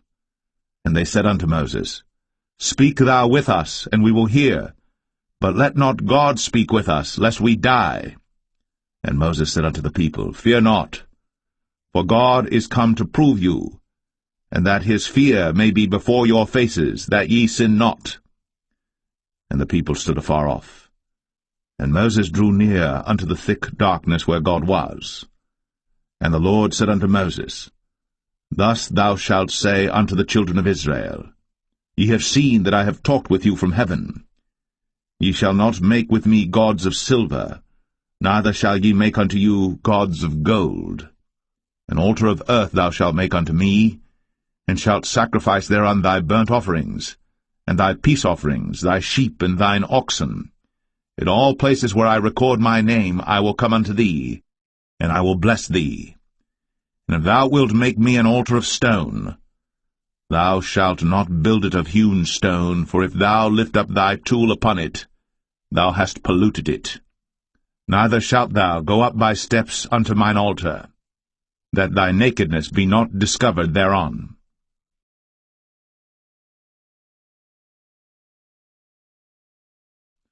Exodus 21. Now these are the judgments which thou shalt set before them. If thou buy an Hebrew servant, 6 years he shall serve, and in the 7th he shall go out free for nothing. If he came in by himself, he shall go out by himself. If he were married, then his wife shall go out with him. If his master have given him a wife, and she have borne him sons or daughters, the wife and her children shall be her master's, and he shall go out by himself. And if the servant shall plainly say, I love my master, my wife, and my children, I will not go out free, then his master shall bring him unto the judges. He shall also bring him to the door, or unto the doorpost, and his master shall bore his ear through with an awl, and he shall serve him forever. And if a man sell his daughter to be a maidservant, she shall not go out as the men servants do. If she please not her master, who hath betrothed her to himself, then shall he let her be redeemed. To sell her unto a strange nation, he shall have no power, seeing he hath dealt deceitfully with her. And if he have betrothed her unto his son, he shall deal with her after the manner of daughters. If he take him another wife, her food, her raiment, and her duty of marriage, shall he not diminish? And if he do not these three unto her, then shall she go out free without money. He that smiteth a man so that he die shall be surely put to death. And if a man lie not in wait, but God deliver him into his hand, then I will appoint thee a place whither he shall flee. But if a man come presumptuously upon his neighbor, to slay him with guile, thou shalt take him from mine altar, that he may die. And he that smiteth his father or his mother shall be surely put to death. And he that stealeth a man, and selleth him, or if he be found in his hand, he shall surely be put to death. And he that curseth his father or his mother shall surely be put to death. And if men strive together, and one smite another with a stone, or with his fist, and he die not, but keepeth his bed, if he rise again and walk abroad upon his staff, then shall he that smote him be quit, only he shall pay for the loss of his time, and shall cause him to be thoroughly healed. And if a man smite his servant or his maid with a rod, and he die under his hand, he shall be surely punished. Notwithstanding, if he continue a day or two, he shall not be punished, for he is his money. If men strive and hurt a woman with child, so that her fruit depart from her, and yet no mischief follow, he shall be surely punished, according as the woman's husband will lay upon him, and he shall pay as the judges determine. And if any mischief follow, then thou shalt give life for life, eye for eye, tooth for tooth, hand for hand, foot for foot, burning for burning, wound for wound, stripe for stripe. And if a man smite the eye of his servant, or the eye of his maid, that it perish, he shall let him go free for his eye's sake. And if he smite out his manservant's tooth, or his maidservant's tooth, he shall let him go free for his tooth's sake. If an ox gore a man or a woman, that they die, then the ox shall be surely stoned, and his flesh shall not be eaten, but the owner of the ox shall be quit. But if the ox were wont to push with his horn in time past, and hath been testified to his owner, and he hath not kept him in, but that he hath killed a man or a woman, the ox shall be stoned, and his owner also shall be put to death. If there be laid on him a sum of money, then he shall give for the ransom of his life whatsoever is laid upon him, whether he have gored a son, or have gored a daughter, according to this judgment shall it be done unto him. If the ox shall push a manservant or a maidservant, he shall give unto their master 30 shekels of silver, and the ox shall be stoned. And if a man shall open a pit, or if a man shall dig a pit, and not cover it, and an ox or an ass fall therein, the owner of the pit shall make it good, and give money unto the owner of them, and the dead beast shall be his. And if one man's ox hurt another's, that he die, then they shall sell the live ox, and divide the money of it, and the dead ox also they shall divide. For if it be known that the ox hath used to push in time past, and his owner hath not kept him in, he shall surely pay ox for ox, and the dead shall be his own.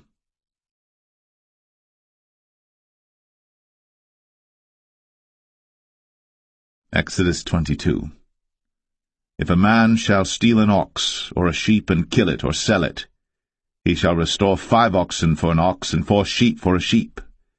If a thief be found breaking up, and be smitten that he die, there shall no blood be shed for him.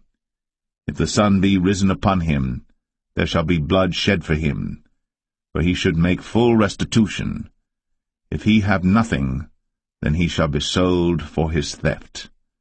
If the theft be certainly found in his hand alive, whether it be ox or ass or sheep, he shall restore double.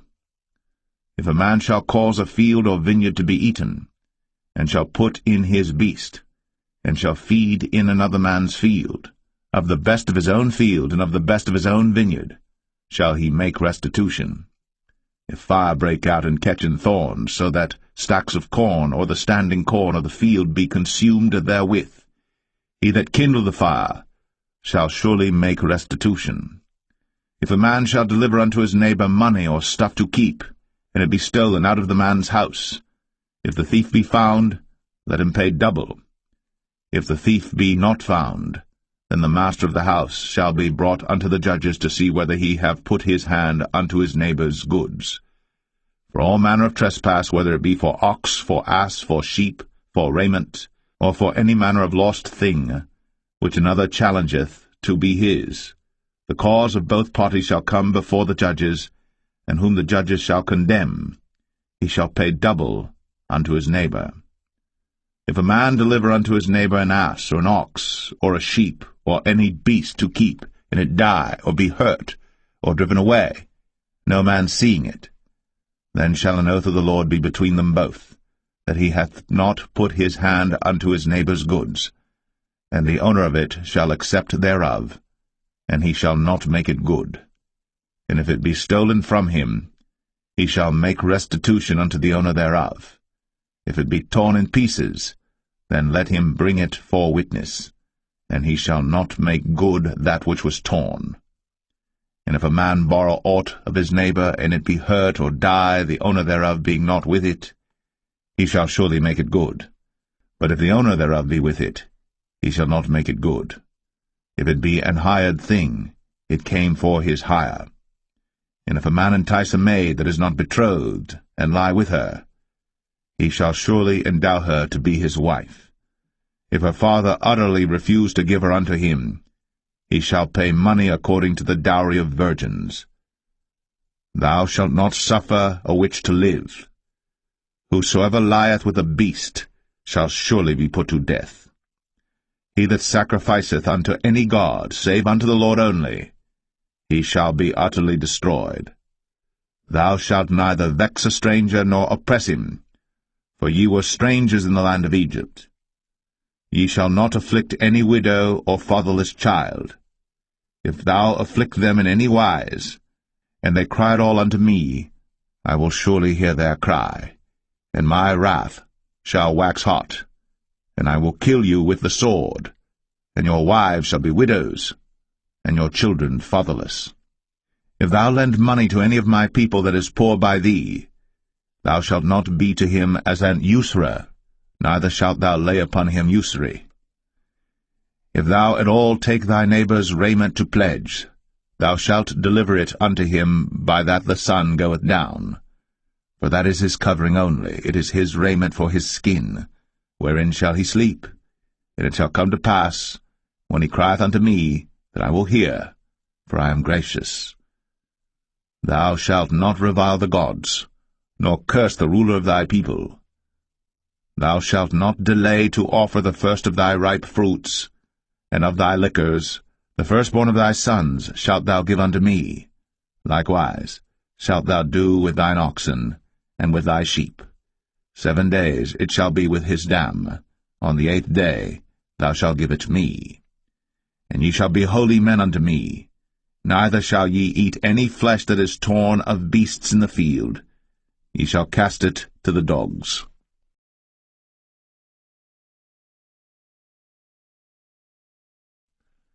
Exodus 23. Thou shalt not raise a false report. Put not thine hand with the wicked to be an unrighteous witness. Thou shalt not follow a multitude to do evil, neither shalt thou speak in a cause to decline after many to wrest judgment. Neither shalt thou countenance a poor man in his cause. If thou meet thine enemy's ox or his ass going astray, thou shalt surely bring it back to him again. If thou see the ass of him that hateth thee lying under his burden, and wouldest forbear to help him, thou shalt surely help with him. Thou shalt not wrest the judgment of thy poor in his cause. Keep thee far from a false matter, and the innocent and righteous slay thou not, for I will not justify the wicked. And thou shalt take no gift, for the gift blindeth the wise, and perverteth the words of the righteous. Also, thou shalt not oppress a stranger. For ye know the heart of a stranger, seeing ye were strangers in the land of Egypt. And 6 years thou shalt sow thy land, and shalt gather in the fruits thereof. But the 7th year thou shalt let it rest and lie still, that the poor of thy people may eat, and what they leave the beasts of the field shall eat. In like manner thou shalt deal with thy vineyard, and with thy oliveyard. 6 days thou shalt do thy work, and on the 7th day thou shalt rest, that thine ox and thine ass may rest, and the son of thy handmaid, and the stranger may be refreshed. In all things that I have said unto you be circumspect, and make no mention of the name of other gods, neither let it be heard out of thy mouth. 3 times thou shalt keep a feast unto me in the year. Thou shalt keep the feast of unleavened bread. Thou shalt eat unleavened bread 7 days, as I commanded thee, in the time appointed of the month Abib. For in it thou camest out from Egypt, and none shall appear before me empty. And the feast of harvest, the firstfruits of thy labours, which thou hast sown in the field, and the feast of ingathering, which is in the end of the year, when thou hast gathered in thy labours out of the field. 3 times in the year all thy males shall appear before the Lord God. Thou shalt not offer the blood of my sacrifice with leavened bread, neither shall the fat of my sacrifice remain until the morning. The first of the firstfruits of thy land thou shalt bring into the house of the Lord thy God. Thou shalt not see the kid in his mother's milk. Behold, I send an angel before thee, to keep thee in the way, and to bring thee into the place which I have prepared. Beware of him, and obey his voice. Provoke him not, for he will not pardon your transgressions, for my name is in him. But if thou shalt indeed obey his voice, and do all that I speak, then I will be an enemy unto thine enemies, and an adversary unto thine adversaries. For mine angel shall go before thee, and bring thee in unto the Amorites, and the Hittites, and the Perizzites, and the Canaanites, the Hivites, and the Jebusites, and I will cut them off. Thou shalt not bow down to their gods, nor serve them, nor do after their works, but thou shalt utterly overthrow them, and quite break down their images. And ye shall serve the Lord your God, and he shall bless thy bread and thy water, and I will take sickness away from the midst of thee. There shall nothing cast their young, nor be barren in thy land. The number of thy days I will fulfill.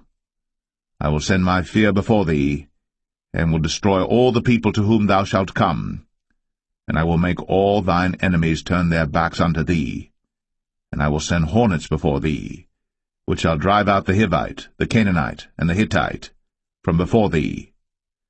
I will not drive them out from before thee in 1 year, lest the land become desolate, and the beasts of the field multiply against thee. By little and little I will drive them out from before thee, until thou be increased and inherit the land. And I will set thy bounds from the Red Sea even unto the sea of the Philistines, and from the desert unto the river. For I will deliver the inhabitants of the land into your hand, and thou shalt drive them out before thee. Thou shalt make no covenant with them, nor with their gods. They shall not dwell in thy land, lest they make thee sin against me. For if thou serve their gods, it will surely be a snare unto thee.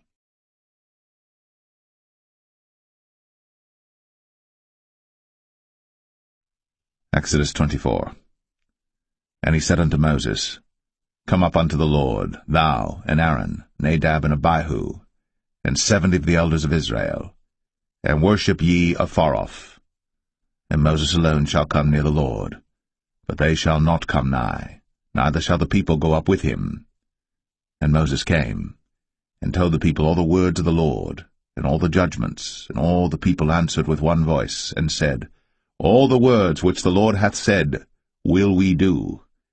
And Moses wrote all the words of the Lord, and rose up early in the morning, and builded an altar under the hill, and 12 pillars according to the 12 tribes of Israel. And he sent young men of the children of Israel, which offered burnt offerings, and sacrificed peace offerings of oxen unto the Lord. And Moses took half of the blood, and put it in basins, and half of the blood he sprinkled on the altar.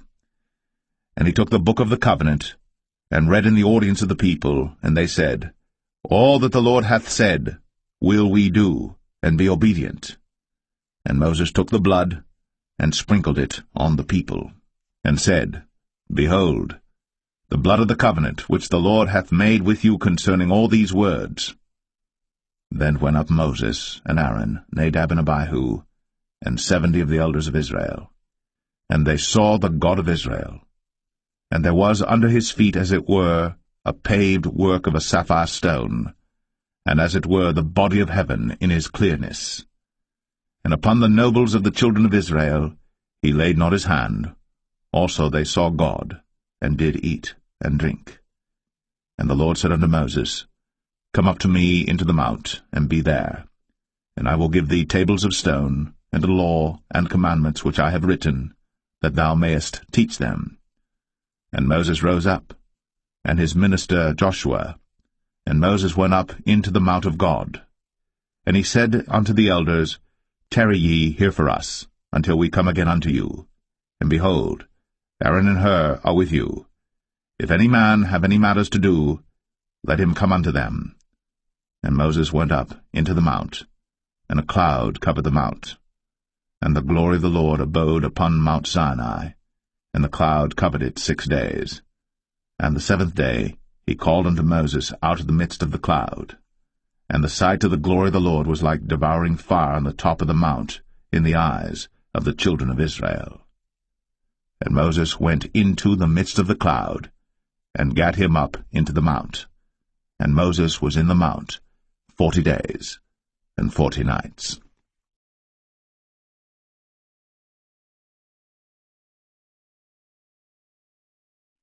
Exodus 25. And the Lord spake unto Moses, saying, Speak unto the children of Israel, that they bring me an offering of every man that giveth it willingly with his heart. Ye shall take my offering.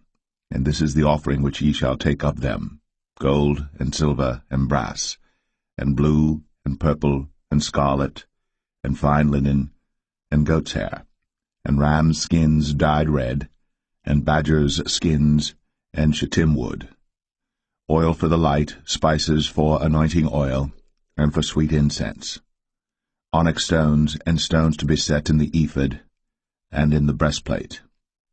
And let them make me a sanctuary, that I may dwell among them, according to all that I show thee, after the pattern of the tabernacle, and the pattern of all the instruments thereof, even so shall ye make it. And they shall make an ark of shittim wood.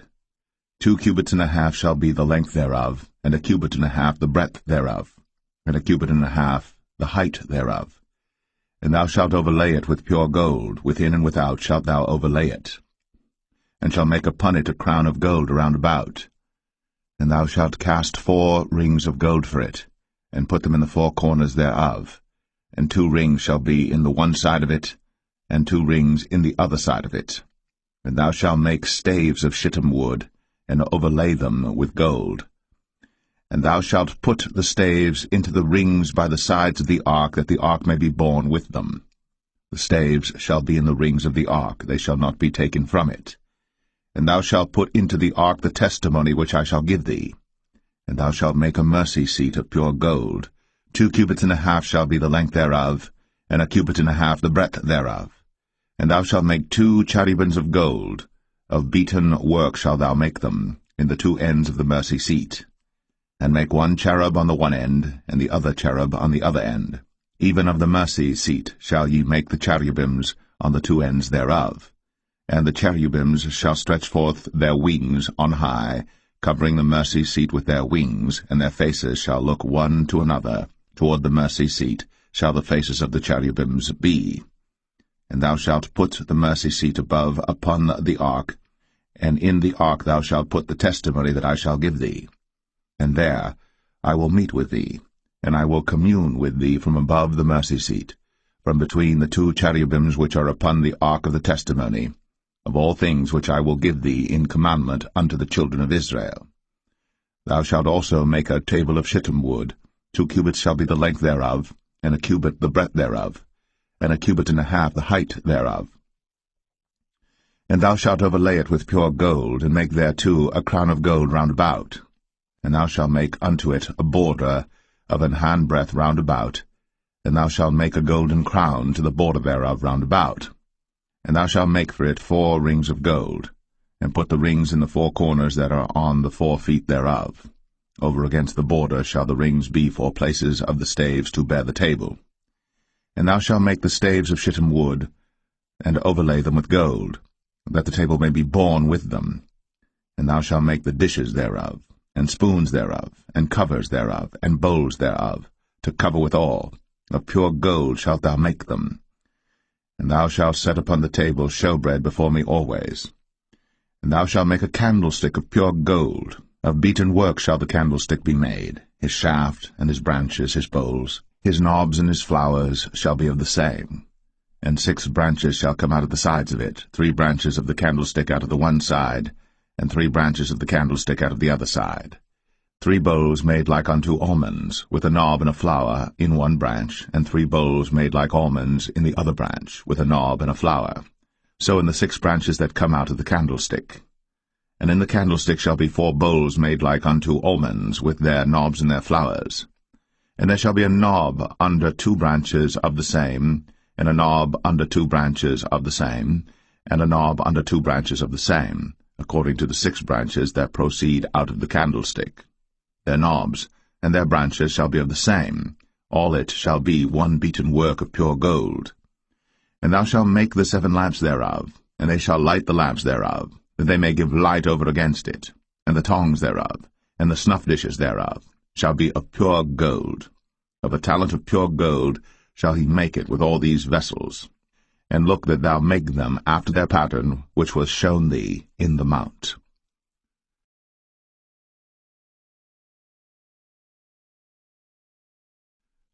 Exodus 26.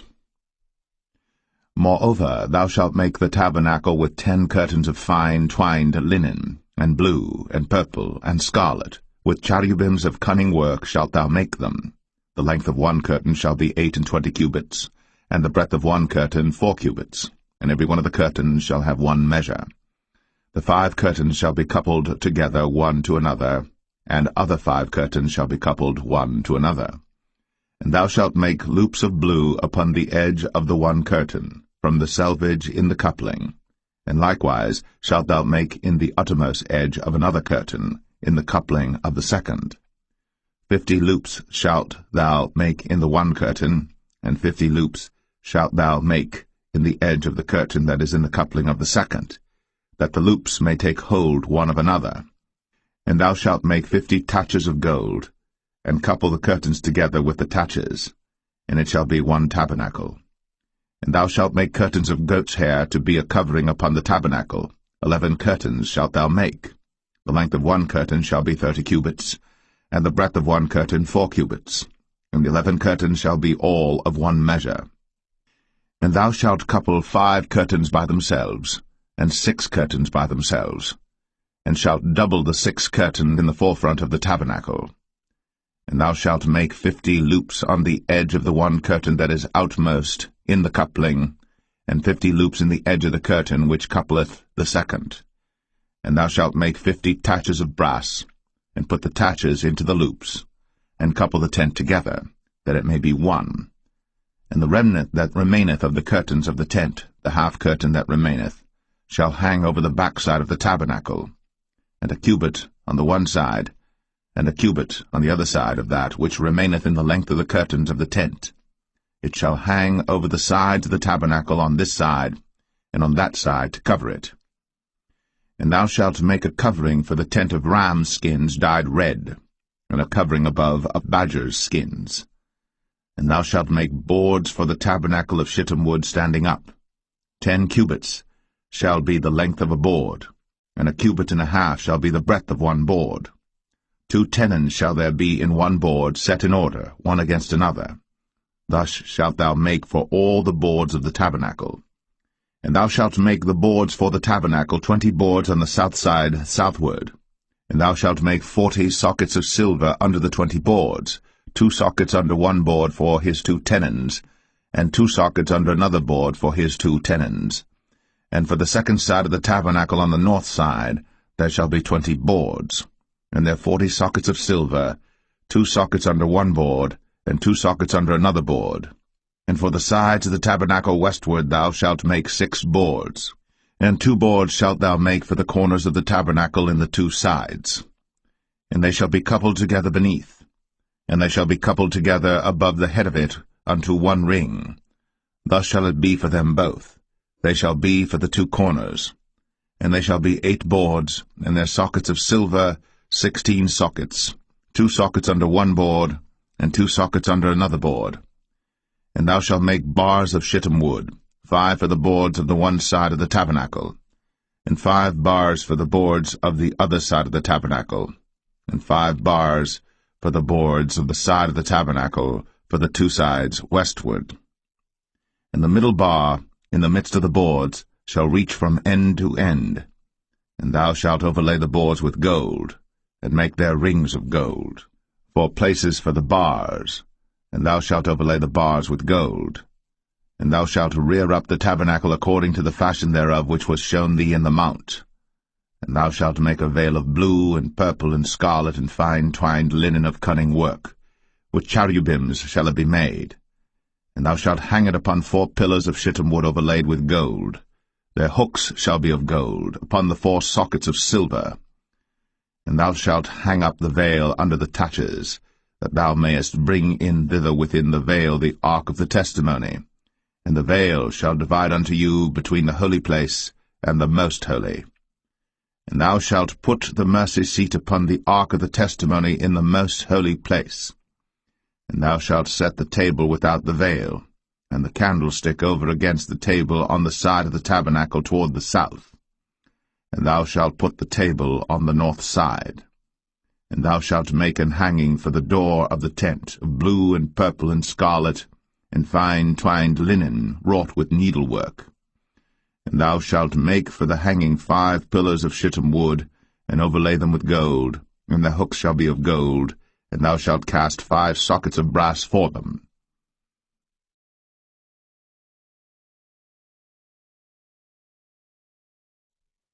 Exodus 27. And thou shalt make an altar of shittim wood, 5 cubits long and 5 cubits broad. The altar shall be 4 square, and the height thereof shall be 3 cubits. And thou shalt make the horns of it upon the 4 corners thereof. His horns shall be of the same, and thou shalt overlay it with brass.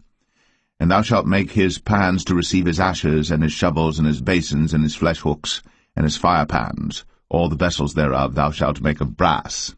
And thou shalt make for it a grate of network of brass, and upon the net shalt thou make 4 brazen rings in the 4 corners thereof. And thou shalt put it under the compass of the altar beneath, that the net may be even to the midst of the altar. And thou shalt make staves for the altar, staves of shittim wood, and overlay them with brass. And the staves shall be put into the rings, and the staves shall be upon the 2 sides of the altar to bear it. Hollow with boards shalt thou make it, as it was shown thee in the mount, so shall they make it. And thou shalt make the court of the tabernacle for the south side southward. There shall be hangings for the court of fine twined linen, of 100 cubits long for one side. And the 20 pillars thereof, and their 20 sockets shall be of brass. The hooks of the pillars, and their fillets, shall be of silver. And likewise for the north side in length there shall be hangings of 100 cubits long, and his 20 pillars, and their 20 sockets of brass, the hooks of the pillars, and their fillets of silver. And for the breadth of the court on the west side shall be hangings of 50 cubits, their pillars 10, and their sockets 10. And the breadth of the court on the east side eastward shall be 50 cubits. The hangings of one side of the gate shall be 15 cubits, their pillars 3, and their sockets 3. And on the other side shall be hangings 15 cubits, their pillars 3, and their sockets 3. And for the gate of the court shall be an hanging of 20 cubits of blue, and purple, and scarlet, and fine twined linen, wrought with needlework, and their pillars shall be 4, and their sockets 4. All the pillars round about the court shall be filleted with silver. Their hooks shall be of silver, and their sockets of brass.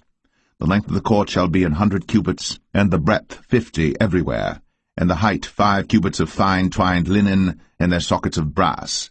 All the vessels of the tabernacle, and all the service thereof, and all the pins thereof, and all the pins of the court shall be of brass. And thou shalt command the children of Israel that they bring thee pure oil olive beaten for the light, to cause the lamp to burn always. In the tabernacle of the congregation without the veil, which is before the testimony, Aaron and his sons shall order it from evening to morning before the Lord. It shall be a statute forever, unto their generations, on the behalf of the children of Israel.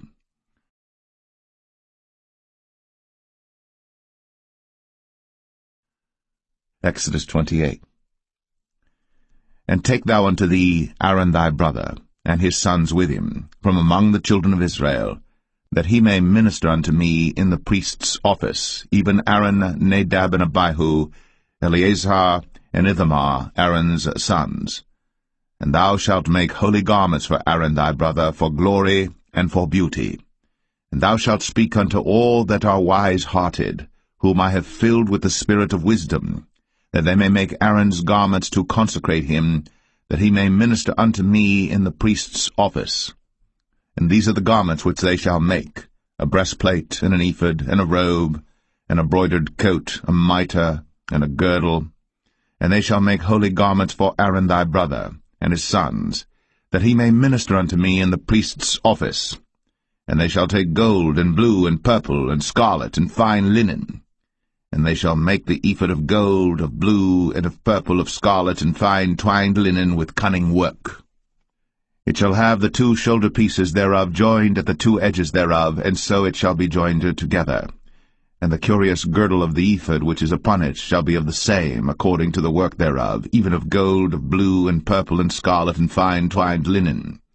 And thou shalt take 2 onyx stones, and grave on them the names of the children of Israel, 6 of their names on one stone, and the other 6 names of the rest on the other stone, according to their birth. With the work of an engraver in stone, like the engravings of a signet, shalt thou engrave the 2 stones with the names of the children of Israel. Thou shalt make them to be set in ouches of gold. And thou shalt put the 2 stones upon the shoulders of the ephod for stones of memorial unto the children of Israel. And Aaron shall bear their names before the Lord upon his 2 shoulders for a memorial. And thou shalt make ouches of gold, and 2 chains of pure gold at the ends. Of wreathen work shalt thou make them, and fasten the wreathen chains to the ouches. And thou shalt make the breastplate of judgment with cunning work. After the work of the ephod thou shalt make it, of gold, of blue, and of purple, and of scarlet, and of fine twined linen shalt thou make it. 4 square it shall be, being doubled. A span shall be the length thereof, and a span shall be the breadth thereof. And thou shalt set in it settings of stones, even 4 rows of stones. The first row shall be a sardius, a topaz, and a carbuncle. This shall be the first row. And the second row shall be an emerald, a sapphire, and a diamond. And the third row a ligure, an agate, and an amethyst. And the 4th row a beryl, and an onyx, and a jasper. They shall be set in gold in their enclosings. And the stones shall be with the names of the children of Israel, 12 according to their names, like the engravings of a signet. Every one with his name shall they be according to the 12 tribes. And thou shalt make upon the breastplate chains at the ends of wreathen work of pure gold. And thou shalt make upon the breastplate 2 rings of gold, and shalt put the 2 rings on the 2 ends of the breastplate. And thou shalt put the 2 wreathen chains of gold in the 2 rings which are on the ends of the breastplate. And the other 2 ends of the 2 wreathen chains thou shalt fasten in the 2 ouches, and put them on the shoulder pieces of the ephod before it. And thou shalt make 2 rings of gold, and thou shalt put them upon the 2 ends of the breastplate, in the border thereof, which is in the side of the ephod inward. And 2 other rings of gold thou shalt make, and shalt put them on the 2 sides of the ephod underneath, toward the forepart thereof, over against the other coupling thereof, above the curious girdle of the ephod. And they shall bind the breastplate by the rings thereof unto the rings of the ephod with a lace of blue, that it may be above the curious girdle of the ephod, and that the breastplate be not loosed from the ephod. And Aaron shall bear the names of the children of Israel in the breastplate of judgment upon his heart, when he goeth in unto the holy place for a memorial before the Lord continually. And thou shalt put in the breastplate of judgment the Urim and the Thummim, and they shall be upon Aaron's heart, when he goeth in before the Lord. And Aaron shall bear the judgment of the children of Israel upon his heart before the Lord continually. And thou shalt make the robe of the ephod all of blue. And there shall be an hole in the top of it, in the midst thereof. It shall have a binding of woven work round about the whole of it, as it were the whole of an habergeon, that it be not rent. And beneath upon the hem of it thou shalt make pomegranates of blue, and of purple, and of scarlet round about the hem thereof, and bells of gold between them round about, a golden bell and a pomegranate, a golden bell and a pomegranate, upon the hem of the robe round about. And it shall be upon Aaron to minister, and his sound shall be heard when he goeth in unto the holy place before the Lord, and when he cometh out, that he die not. And thou shalt make a plate of pure gold, and grave upon it, like the engravings of a signet, holiness to the Lord.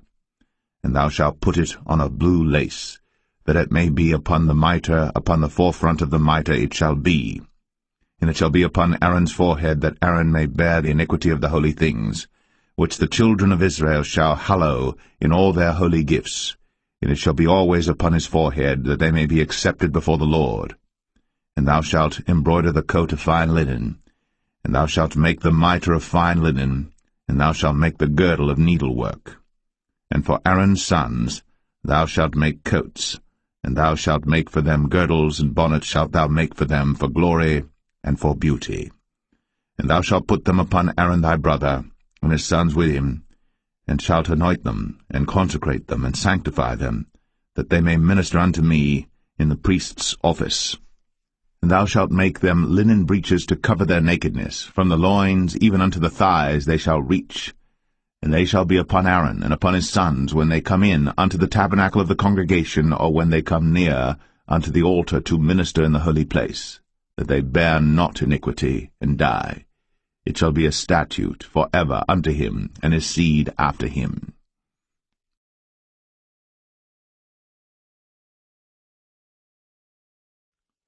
Exodus 29.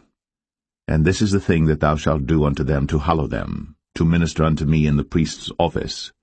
Take 1 young bullock, and 2 rams without blemish, and unleavened bread and cakes unleavened tempered with oil, and wafers unleavened anointed with oil, of wheaten flour shalt thou make them. And thou shalt put them into 1 basket, and bring them in the basket, with the bullock and the 2 rams. And Aaron and his sons thou shalt bring unto the door of the tabernacle of the congregation, and shalt wash them with water. And thou shalt take the garments, and put upon Aaron the coat, and the robe of the ephod, and the ephod, and the breastplate, and gird him with the curious girdle of the ephod. And thou shalt put the mitre upon his head, and put the holy crown upon the mitre. Then shalt thou take the anointing oil, and pour it upon his head, and anoint him.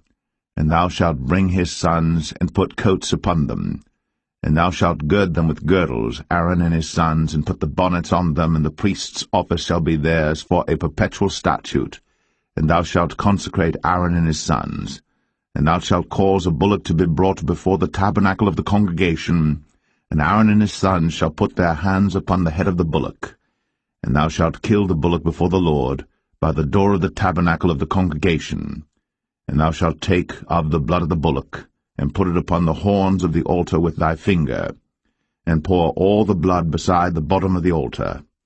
And thou shalt take all the fat that covereth the inwards, and the caul that is above the liver, and the 2 kidneys, and the fat that is upon them, and burn them upon the altar.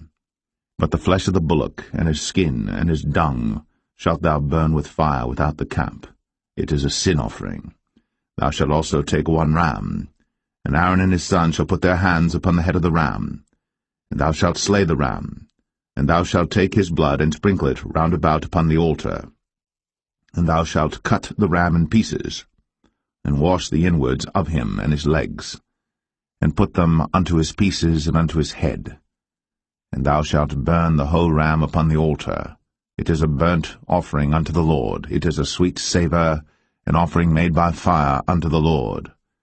And thou shalt take the other ram, and Aaron and his sons shall put their hands upon the head of the ram.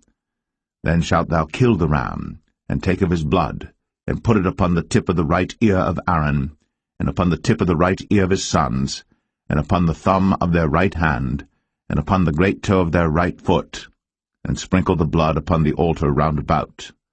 And thou shalt take of the blood that is upon the altar, and of the anointing oil, and sprinkle it upon Aaron, and upon his garments, and upon his sons, and upon the garments of his sons with him. And he shall be hallowed, and his garments, and his sons' garments with him.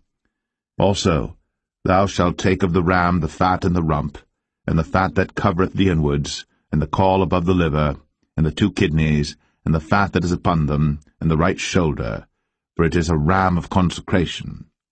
And 1 loaf of bread, and 1 cake of oiled bread, and 1 wafer out of the basket of the unleavened bread that is before the Lord. And thou shalt put all in the hands of Aaron, and in the hands of his sons, and shalt wave them for a wave offering before the Lord.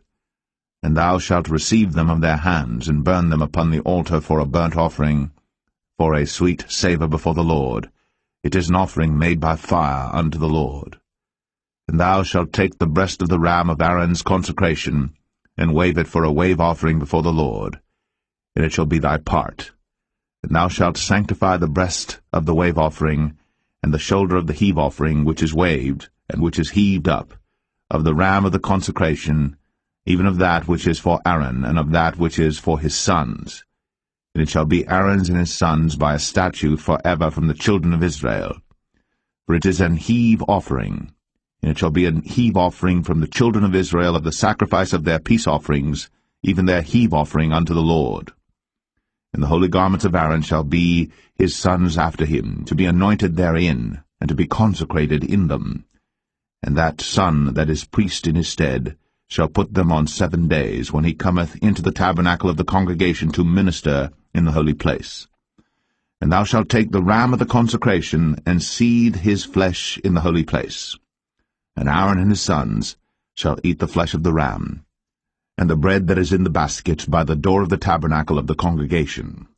And they shall eat those things wherewith the atonement was made, to consecrate and to sanctify them, but a stranger shall not eat thereof, because they are holy.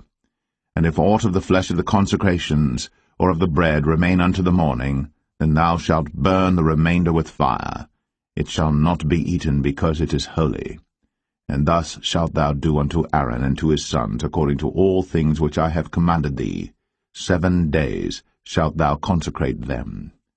And thou shalt offer every day a bullock for a sin offering, for atonement, and thou shalt cleanse the altar, when thou hast made an atonement for it, and thou shalt anoint it, to sanctify it. 7 days thou shalt make an atonement for the altar, and sanctify it. And it shall be an altar most holy. Whatsoever toucheth the altar shall be holy.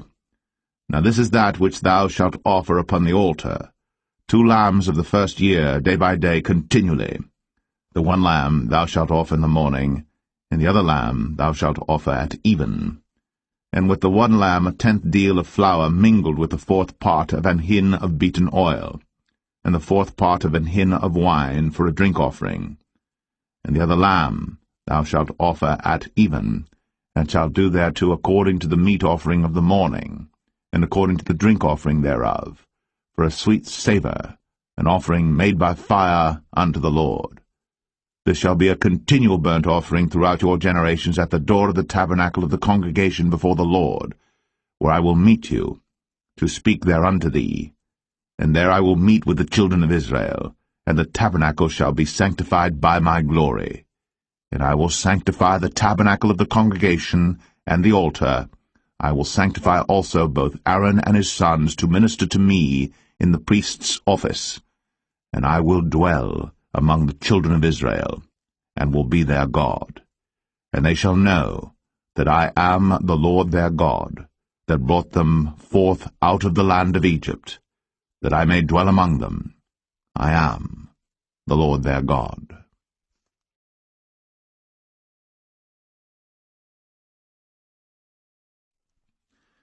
Exodus 30. And thou shalt make an altar to burn incense upon. Of shittim wood shalt thou make it. A cubit shall be the length thereof, and a cubit the breadth thereof. 4 square shall it be. And 2 cubits shall be the height thereof, the horns thereof shall be of the same. And thou shalt overlay it with pure gold, the top thereof and the sides thereof round about, and the horns thereof. And thou shalt make unto it a crown of gold round about. And 2 golden rings shalt thou make to it under the crown of it. By the 2 corners thereof upon the 2 sides of it shalt thou make it.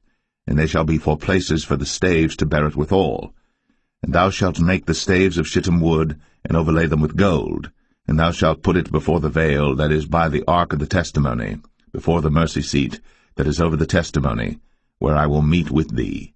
And Aaron shall burn thereon sweet incense every morning. When he dresseth the lamps, he shall burn incense upon it. And when Aaron lighteth the lamps at even, he shall burn incense upon it, a perpetual incense before the Lord throughout your generations. Ye shall offer no strange incense thereon, nor burnt sacrifice, nor meat offering, neither shall ye pour drink offering thereon. And Aaron shall make an atonement upon the horns of it once in a year with the blood of the sin offering of atonements.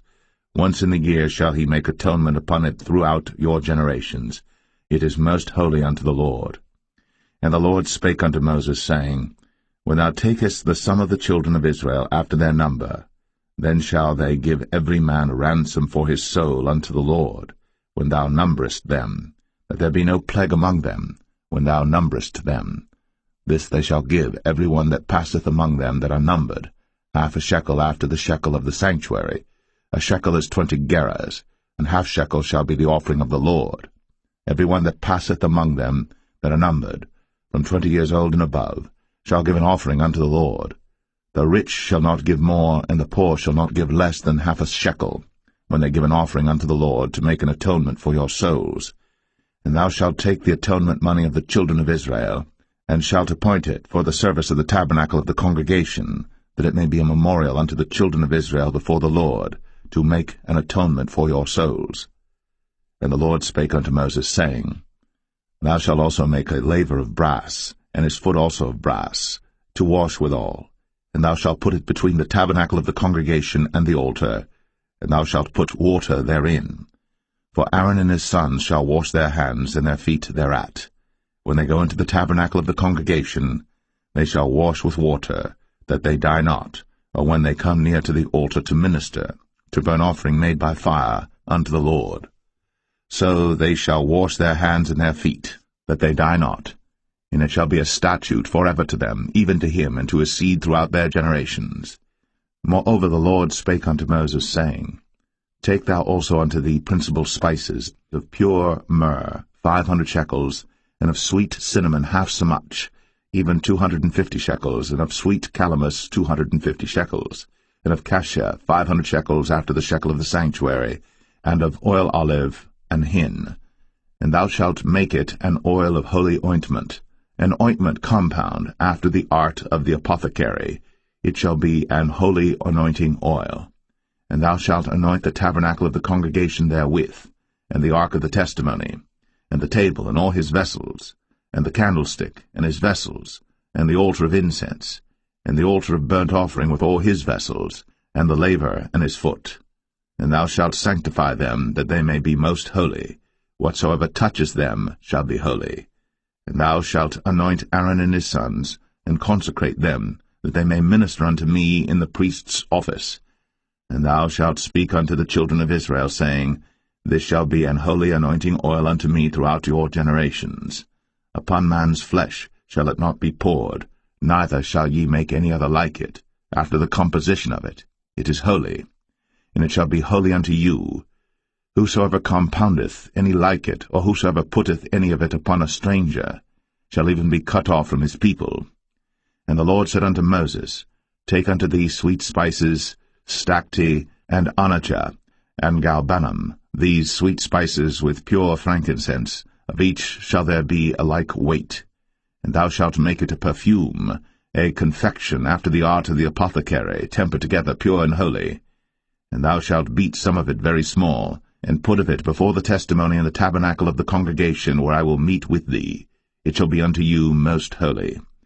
And as for the perfume which thou shalt make, ye shall not make to yourselves according to the composition thereof. It shall be unto thee holy for the Lord. Whosoever shall make like unto that, to smell thereto, shall even be cut off from his people.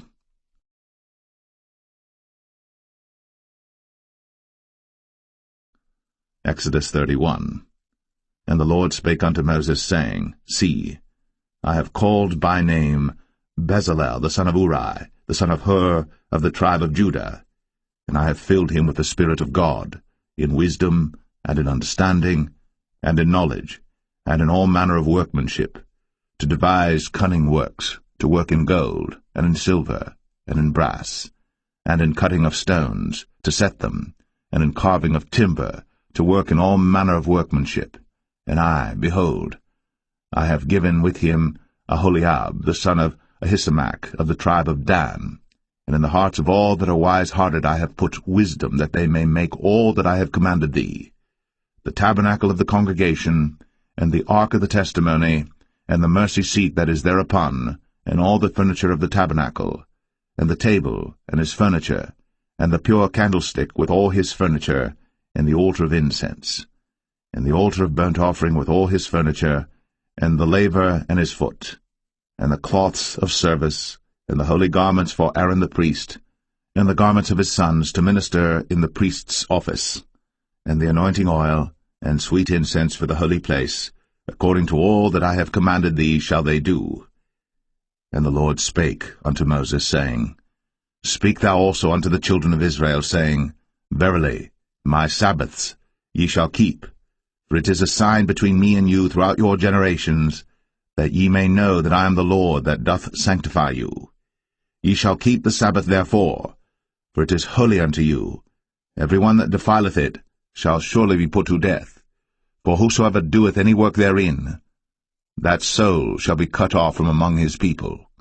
6 days may work be done, but in the 7th is the Sabbath of rest, holy to the Lord. Whosoever doeth any work in the Sabbath day, he shall surely be put to death.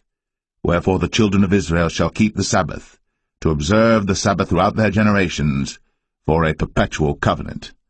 It is a sign between me and the children of Israel forever. For in 6 days the Lord made heaven and earth, and on the 7th day he rested and was refreshed. And he gave unto Moses, when he had made an end of communing with him upon Mount Sinai, 2 tables of testimony, tables of stone, written with the finger of God.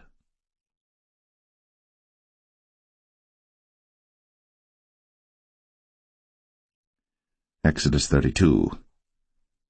And when the people saw that Moses delayed to come down out of the mount, the people gathered themselves together unto Aaron, and said unto him, Up, make us gods, which shall go before us.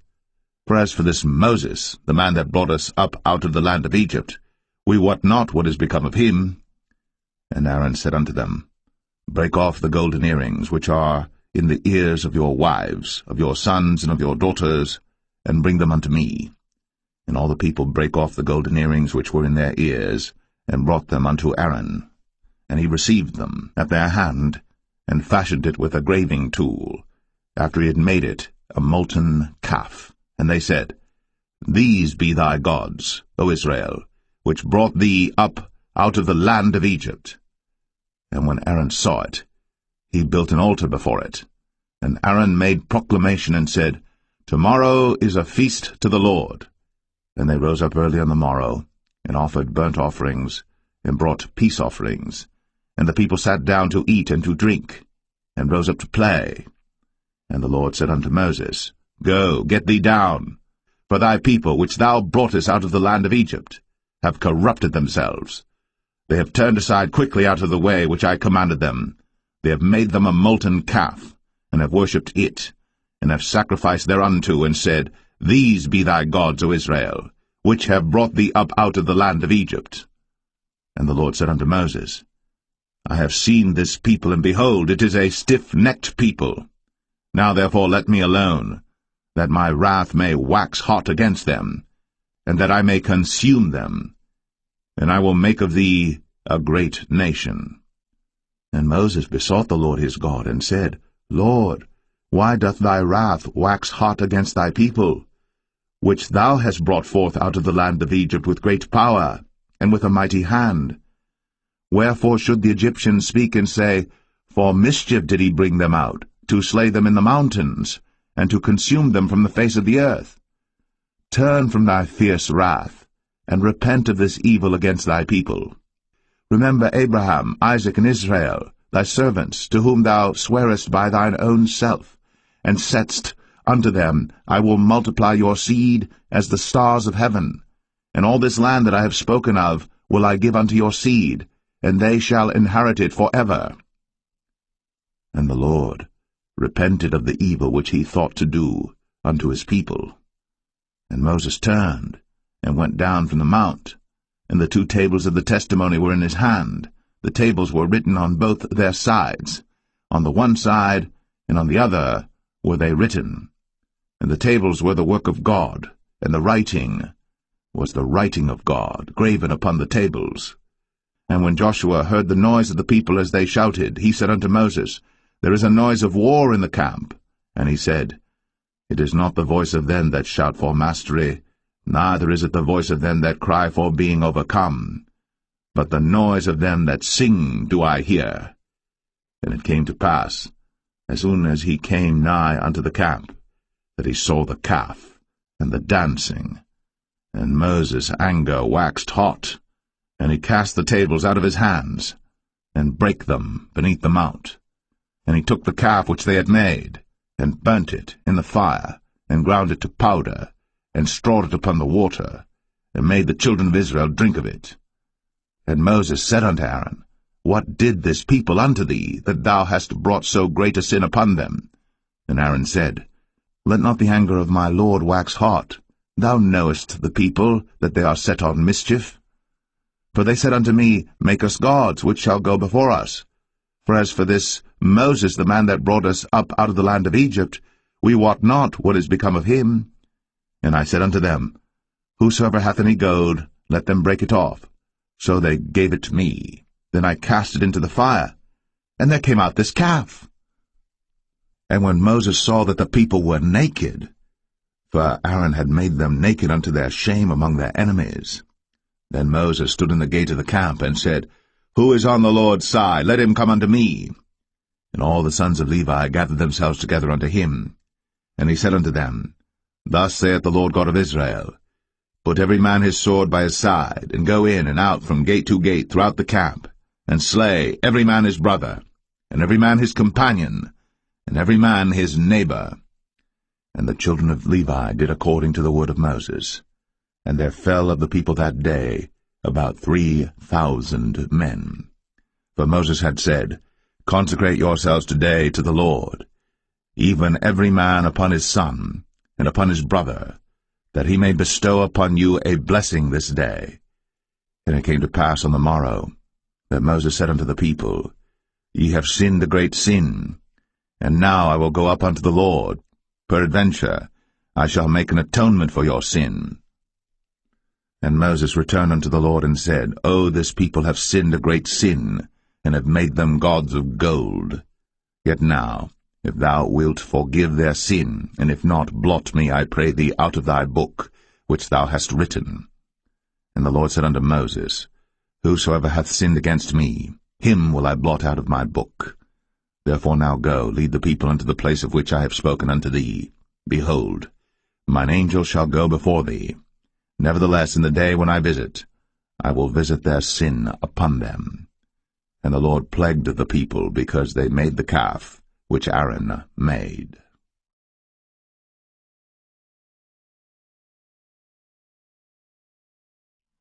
Exodus 33. And the Lord said unto Moses, Depart, and go up hence, thou, and the people which thou hast brought up out of the land of Egypt.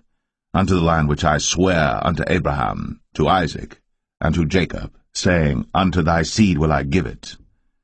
And I will send an angel before thee, and I will drive out the Canaanite, the Amorite, and the Hittite, and the Perizzite, the Hivite, and the Jebusite, unto a land flowing with milk and honey. For I will not go up in the midst of thee, for thou art a stiff-necked people, lest I consume thee in the way. And when the people heard these evil tidings, they mourned, and no man did put on him his ornaments. For the Lord had said unto Moses, Say unto the children of Israel, Ye are a stiff-necked people. I will come up into the midst of thee in a moment, and consume thee. Therefore now put off thy ornaments from thee, that I may know what to do unto thee. And the children of Israel stripped themselves of their ornaments by the mount Horeb. And Moses took the tabernacle, and pitched it without the camp, afar off from the camp, and called it the tabernacle of the congregation. And it came to pass that every one which sought the Lord went out unto the tabernacle of the congregation, which was without the camp. And it came to pass, when Moses went out unto the tabernacle, that all the people rose up, and stood every man at his tent door, and looked after Moses, until he was gone into the tabernacle. And it came to pass, as Moses entered into the tabernacle, the cloudy pillar descended, and stood at the door of the tabernacle, and the Lord talked with Moses. And all the people saw the cloudy pillar stand at the tabernacle door. And all the people rose up and worshipped, every man in his tent door. And the Lord spake unto Moses face to face, as a man speaketh unto his friend. And he turned again into the camp. But his servant Joshua the son of Nun, a young man, departed not out of the tabernacle. And Moses said unto the Lord, See, thou sayest unto me, Bring up this people, and thou hast not let me know whom thou wilt send with me. Yet thou hast said, I know thee by name, and thou hast also found grace in my sight. Now therefore, I pray thee, if I have found grace in thy sight, show me now thy way, that I may know thee, that I may find grace in thy sight, and consider that this nation is thy people. And he said, My presence shall go with thee, and I will give thee rest. And he said unto him, If thy presence go not with me, carry us not up hence. For wherein shall it be known here that I and thy people have found grace in thy sight? Is it not in that thou goest with us? So shall we be separated, I and thy people, from all the people that are upon the face of the earth. And the Lord said unto Moses, I will do this thing also that thou hast spoken, for thou hast found grace in my sight, and I know thee by name. And he said, I beseech thee, show me thy glory. And he said, I will make all my goodness pass before thee, and I will proclaim the name of the Lord before thee, and will be gracious to whom I will be gracious, and will show mercy on whom I will show mercy. And he said, Thou canst not see my face, for there shall no man see me and live. And the Lord said, Behold, there is a place by me, and thou shalt stand upon a rock. And it shall come to pass, while my glory passeth by, that I will put thee in a cleft of the rock, and will cover thee with my hand while I pass by. And I will take away mine hand, and thou shalt see my back parts, but my face shall not be seen.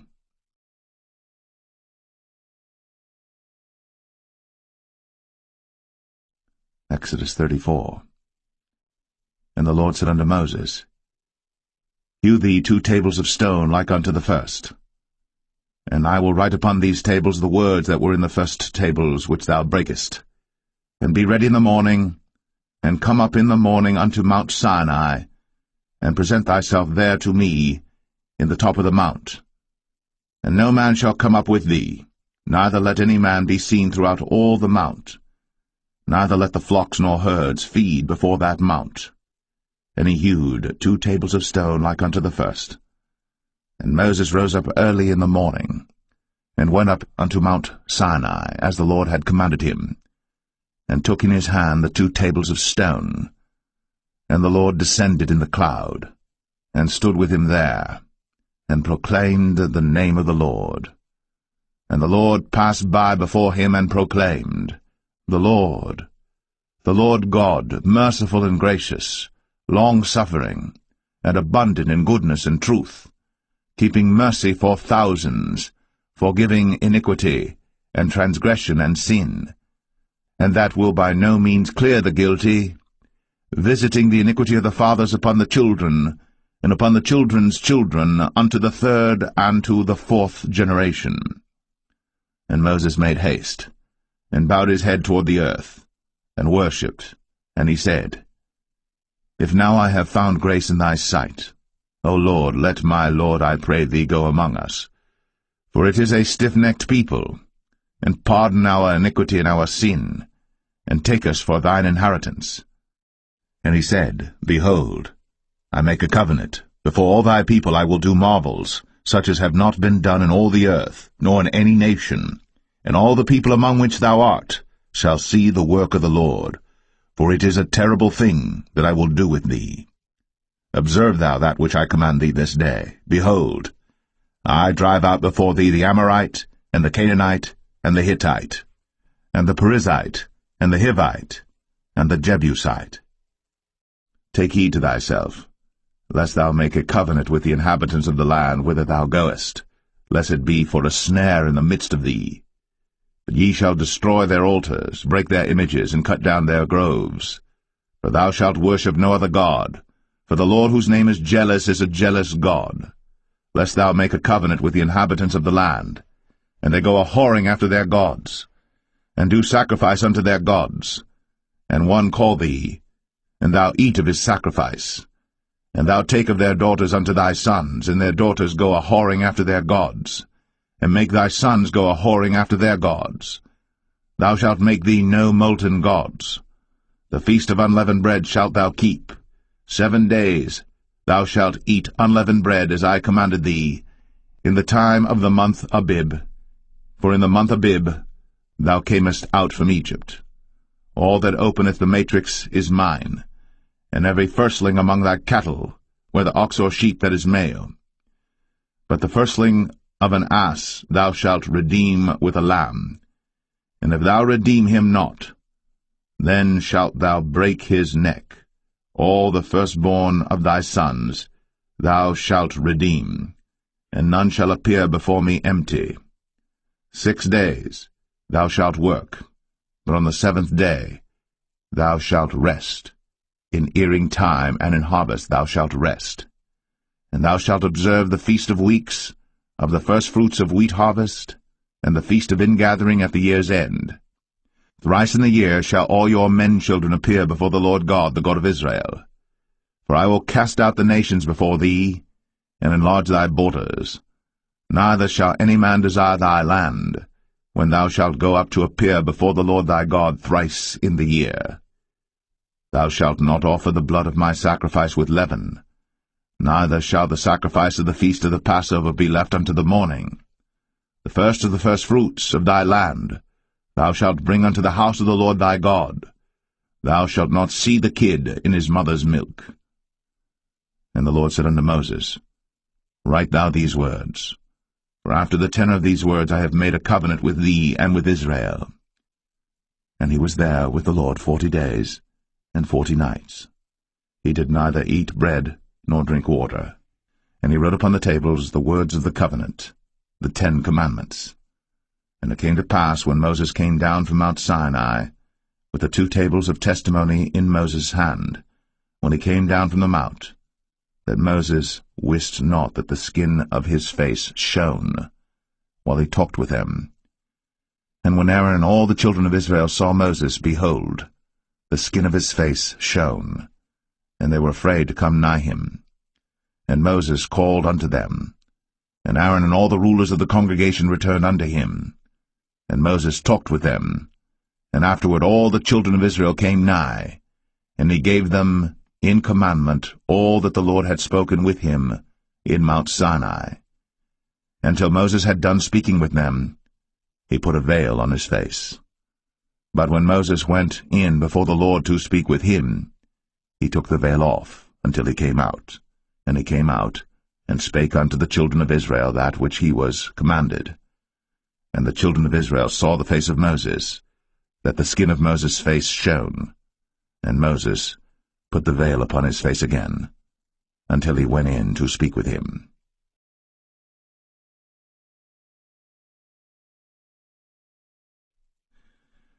Exodus 35. And Moses gathered all the congregation of the children of Israel together, and said unto them, These are the words which the Lord hath commanded, that ye should do them.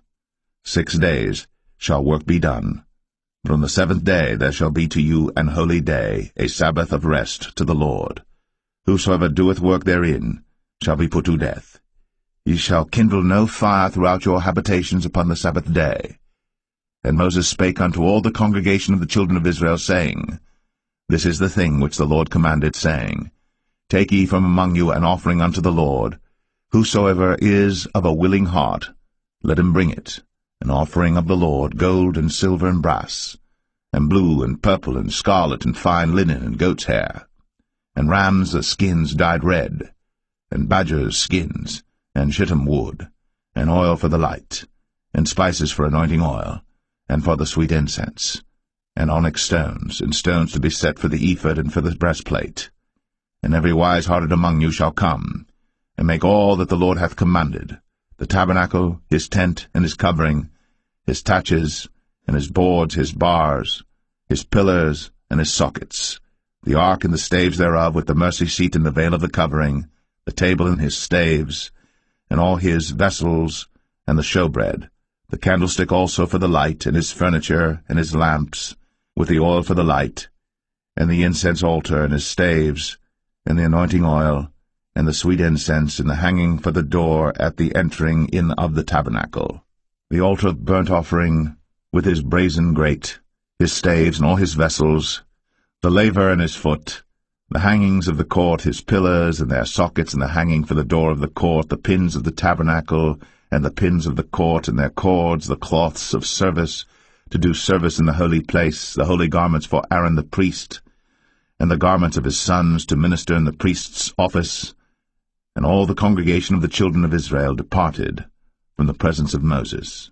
And they came, every one whose heart stirred him up, and every one whom his spirit made willing.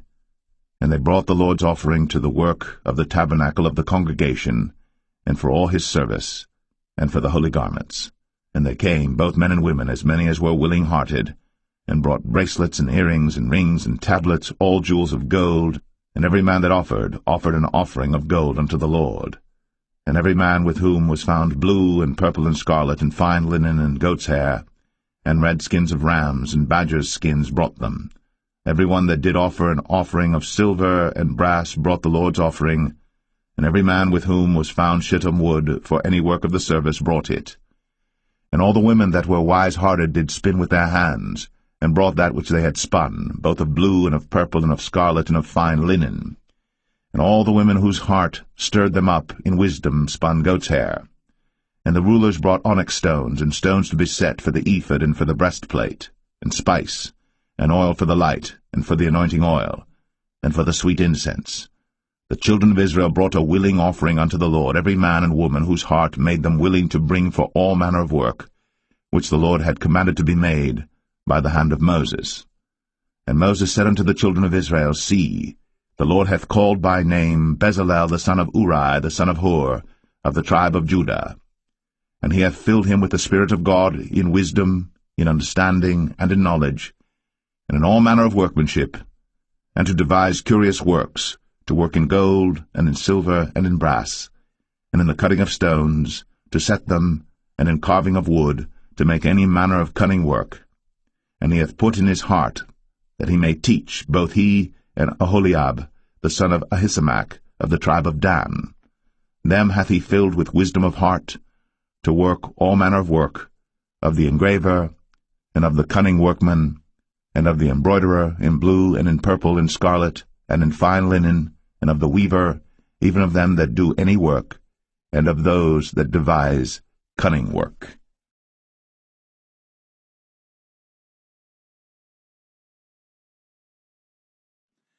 Exodus 36.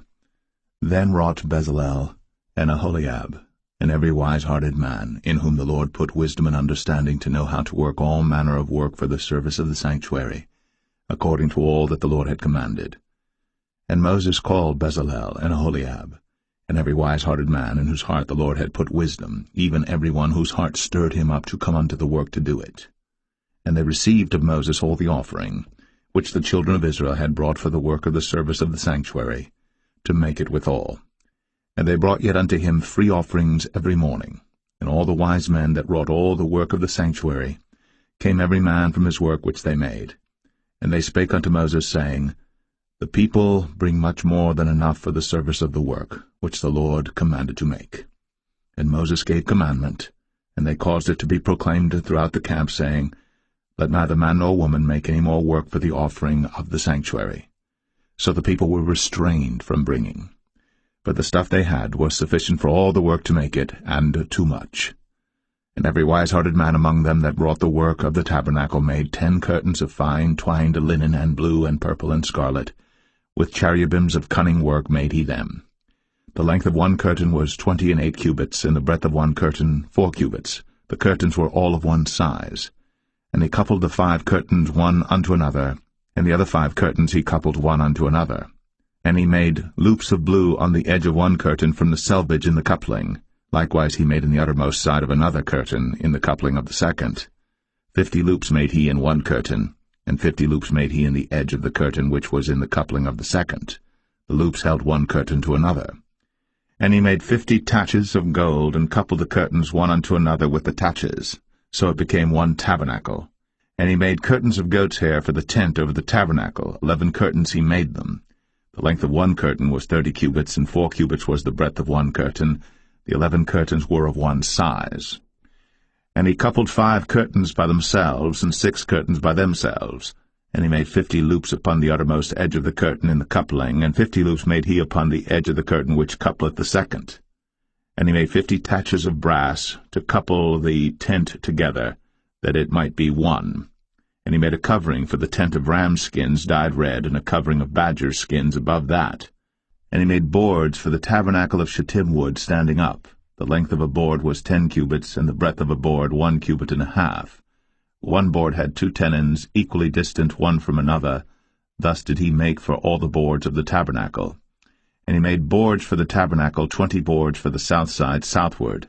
And 40 sockets of silver he made under the 20 boards, 2 sockets under one board for his 2 tenons, and 2 sockets under another board for his 2 tenons.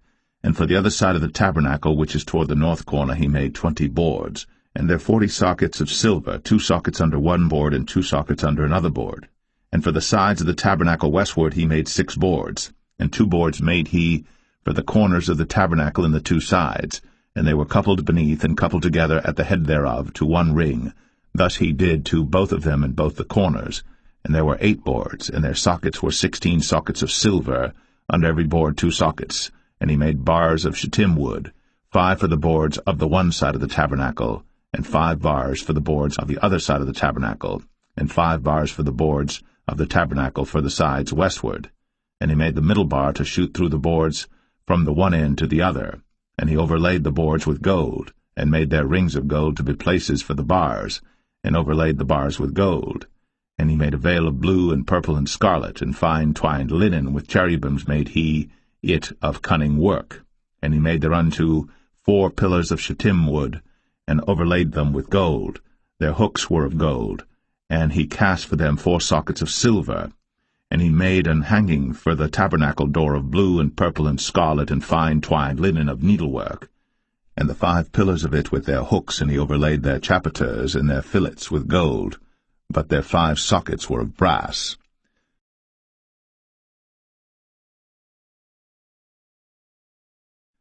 Exodus 37. And Bezalel made the ark of shittim wood. 2 cubits and a half was the length of it, and 1 cubit and a half the breadth of it, and 1 cubit and a half the height of it. And he overlaid it with pure gold within and without, and made a crown of gold to it round about. And he cast for it 4 rings of gold, to be set by the 4 corners of it, even 2 rings upon the one side of it, and 2 rings upon the other side of it. And he made staves of shittim wood, and overlaid them with gold. And he put the staves into the rings by the sides of the ark to bear the ark. And he made the mercy seat of pure gold. 2 cubits and a half was the length thereof, and 1 cubit and a half the breadth thereof. And he made 2 cherubims of gold, beaten out of one piece made he them, on the 2 ends of the mercy seat, 1 cherub on the end on this side, and another cherub on the other end on that side. Out of the mercy seat made he the cherubims on the 2 ends thereof. And the cherubims spread out their wings on high, and covered with their wings over the mercy seat, with their faces one to another. Even to the mercy seatward were the faces of the cherubims. And he made the table of shittim wood. 2 cubits was the length thereof, and 1 cubit the breadth thereof, and 1 cubit and a half the height thereof. And he overlaid it with pure gold, and made thereunto a crown of gold round about. Also he made thereunto a border of an handbreadth round about, and made a crown of gold for the border thereof round about. And he cast for it 4 rings of gold, and put the rings upon the 4 corners that were in the 4 feet thereof. Over against the border were the rings, the places for the staves to bear the table. And he made the staves of shittim wood, and overlaid them with gold to bear the table. And he made the vessels which were upon the table, his dishes, and his spoons, and his bowls, and his covers, to cover withal of pure gold. And he made the candlestick of pure gold. Of beaten work made he the candlestick. His shaft and his branch, his bowls, his knobs, and his flowers were of the same. And 6 branches going out of the sides thereof, 3 branches of the candlestick out of the one side thereof, and 3 branches of the candlestick out of the other side thereof. 3 bowls made after the fashion of almonds in one branch, a knob and a flower, and 3 bowls made like almonds in another branch, a knob and a flower. So throughout the 6 branches, going out of the candlestick. And in the candlestick were 4 bowls made like almonds, his knobs and his flowers, and a knob under 2 branches of the same, and a knob under 2 branches of the same, and a knob under 2 branches of the same, according to the 6 branches going out of it. Their knobs and their branches were of the same. All of it was one beaten work of pure gold. And he made his 7 lamps, and his snuffers, and his snuff dishes of pure gold. Of a talent of pure gold made he it, and all the vessels thereof. And he made the incense altar of shittim wood. The length of it was 1 cubit, the breadth of it 1 cubit. It was 4 square, and 2 cubits was the height of it. The horns thereof were of the same. And he overlaid it with pure gold, both the top of it and the sides thereof round about. And the horns of it also he made unto it a crown of gold round about. And he made 2 rings of gold for it under the crown thereof, by the 2 corners of it upon the 2 sides thereof, to be places for the staves to bear it withal. And he made the staves of shittim wood, and overlaid them with gold. And he made the holy anointing oil, and the pure incense of sweet spices, according to the work of the apothecary.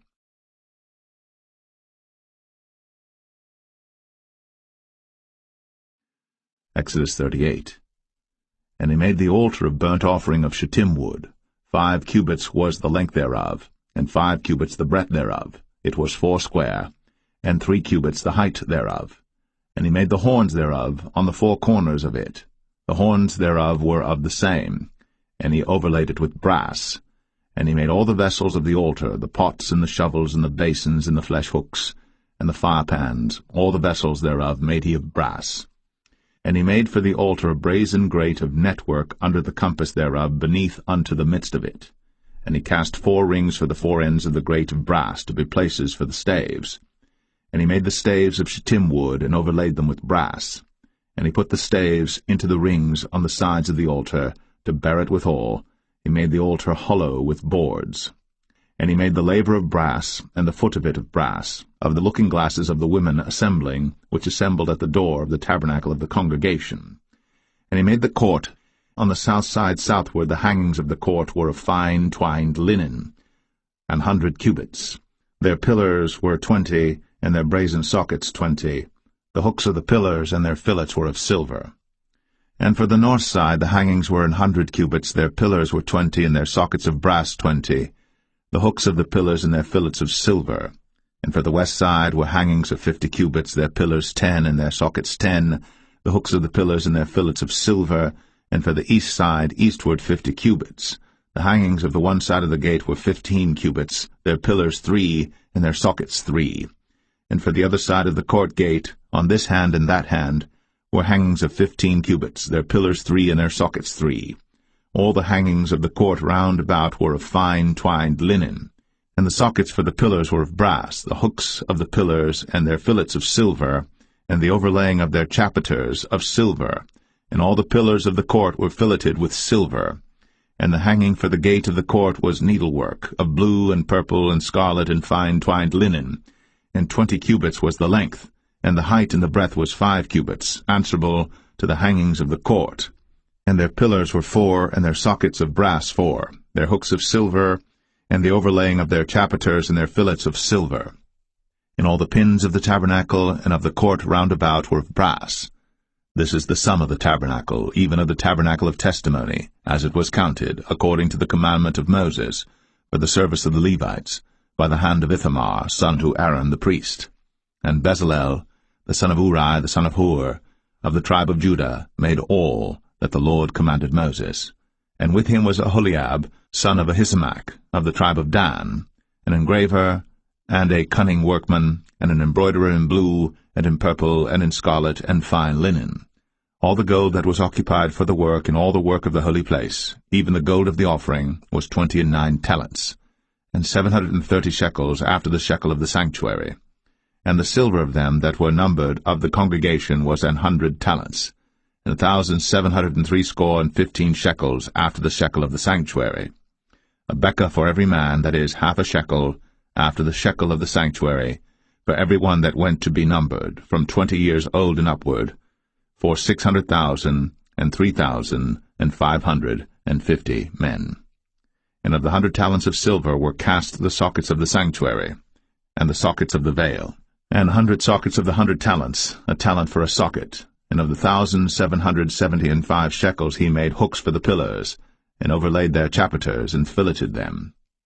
And the brass of the offering was 70 talents, and 2,400 shekels.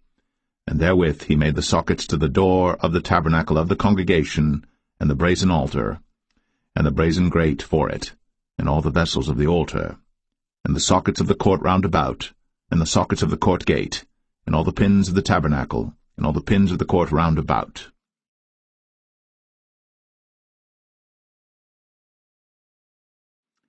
Exodus 39. And of the blue, and purple, and scarlet they made cloths of service, to do service in the holy place, and made the holy garments for Aaron, as the Lord commanded Moses. And he made the ephod of gold, blue, and purple, and scarlet, and fine twined linen. And they did beat the gold into thin plates, and cut it into wires, to work it in the blue, and in the purple, and in the scarlet, and in the fine linen, with cunning work. They made shoulder pieces for it, to couple it together. By the 2 edges was it coupled together.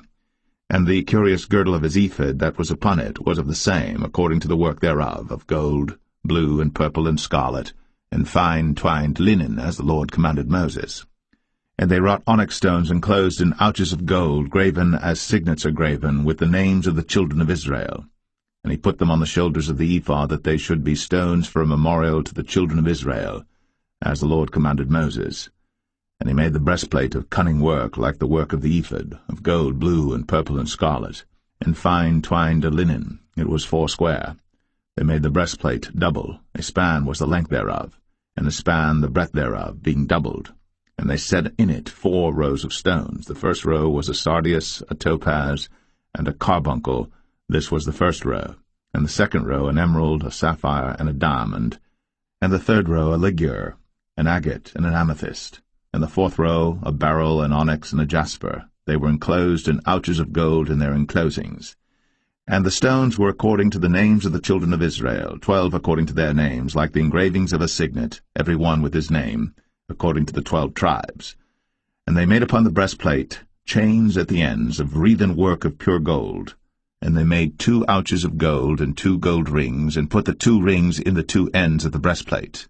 And they put the 2 wreathen chains of gold in the 2 rings on the ends of the breastplate.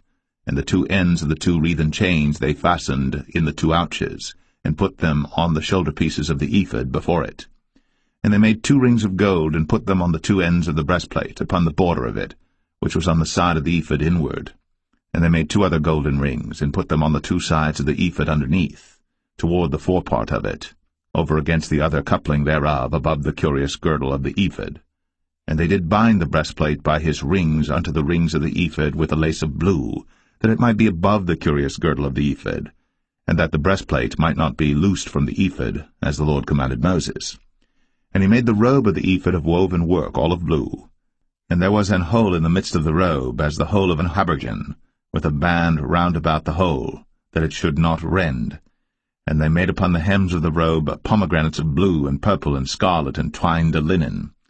And they made bells of pure gold, and put the bells between the pomegranates upon the hem of the robe, round about between the pomegranates, a bell and a pomegranate, a bell and a pomegranate, round about the hem of the robe to minister in, as the Lord commanded Moses. And they made coats of fine linen of woven work for Aaron and for his sons, and a mitre of fine linen, and goodly bonnets of fine linen, and linen breeches of fine twined linen, and a girdle of fine twined linen, and blue and purple and scarlet of needlework, as the Lord commanded Moses. And they made the plate of the holy crown of pure gold, and wrote upon it a writing like to the engravings of a signet, Holiness to the Lord.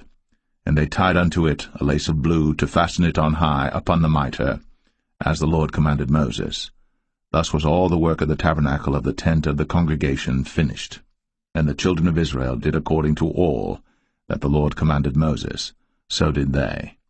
And they brought the tabernacle unto Moses, the tent, and all his furniture, his taches, his boards, his bars, and his pillars, and his sockets, and the covering of ram skins dyed red, and the covering of badger skins, and the veil of the covering, the ark of the testimony, and the staves thereof, and the mercy seat, the table and all the vessels thereof, and the showbread, the pure candlestick, with the lamps thereof, even with the lamps to be set in order, and all the vessels thereof, and the oil for light, and the golden altar, and the anointing oil, and the sweet incense, and the hanging for the tabernacle door, the brazen altar, and his grate of brass, his staves and all his vessels, the laver and his foot, the hangings of the court, his pillars and his sockets, and the hanging for the court gate, his cords, and his pins, and all the vessels of the service of the tabernacle for the tent of the congregation, the cloths of service to do service in the holy place, and the holy garments for Aaron the priest, and his sons' garments, to minister in the priest's office. According to all that the Lord commanded Moses, so the children of Israel made all the work. And Moses did look upon all the work, and behold, they had done it, as the Lord had commanded, even so had they done it. And Moses blessed them.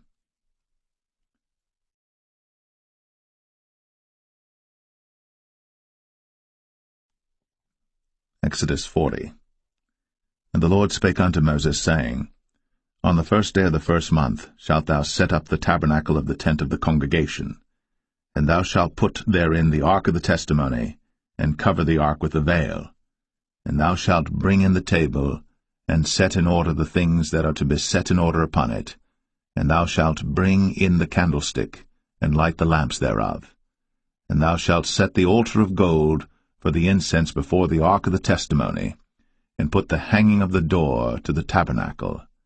And thou shalt set the altar of the burnt offering before the door of the tabernacle of the tent of the congregation. And thou shalt set the laver between the tent of the congregation and the altar, and shalt put water therein. And thou shalt set up the court round about, and hang up the hanging at the court gate. And thou shalt take the anointing oil, and anoint the tabernacle, and all that is therein, and shalt hallow it, and all the vessels thereof, and it shall be holy.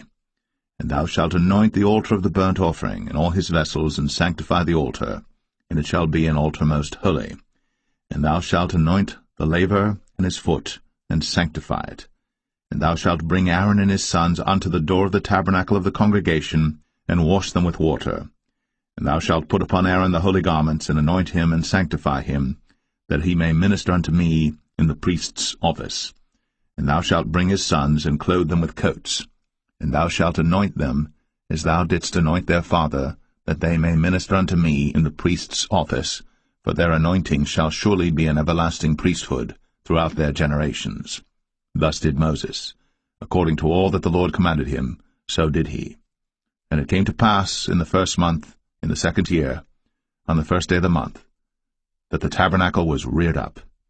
And Moses reared up the tabernacle, and fastened his sockets, and set up the boards thereof, and put in the bars thereof, and reared up his pillars. And he spread abroad the tent over the tabernacle, and put the covering of the tent above upon it, as the Lord commanded Moses.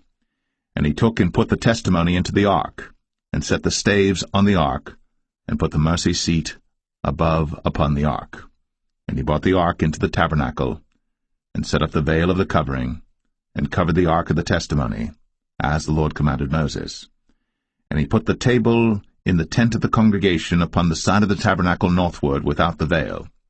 And he set the bread in order upon it before the Lord, as the Lord had commanded Moses. And he put the candlestick in the tent of the congregation over against the table on the side of the tabernacle southward.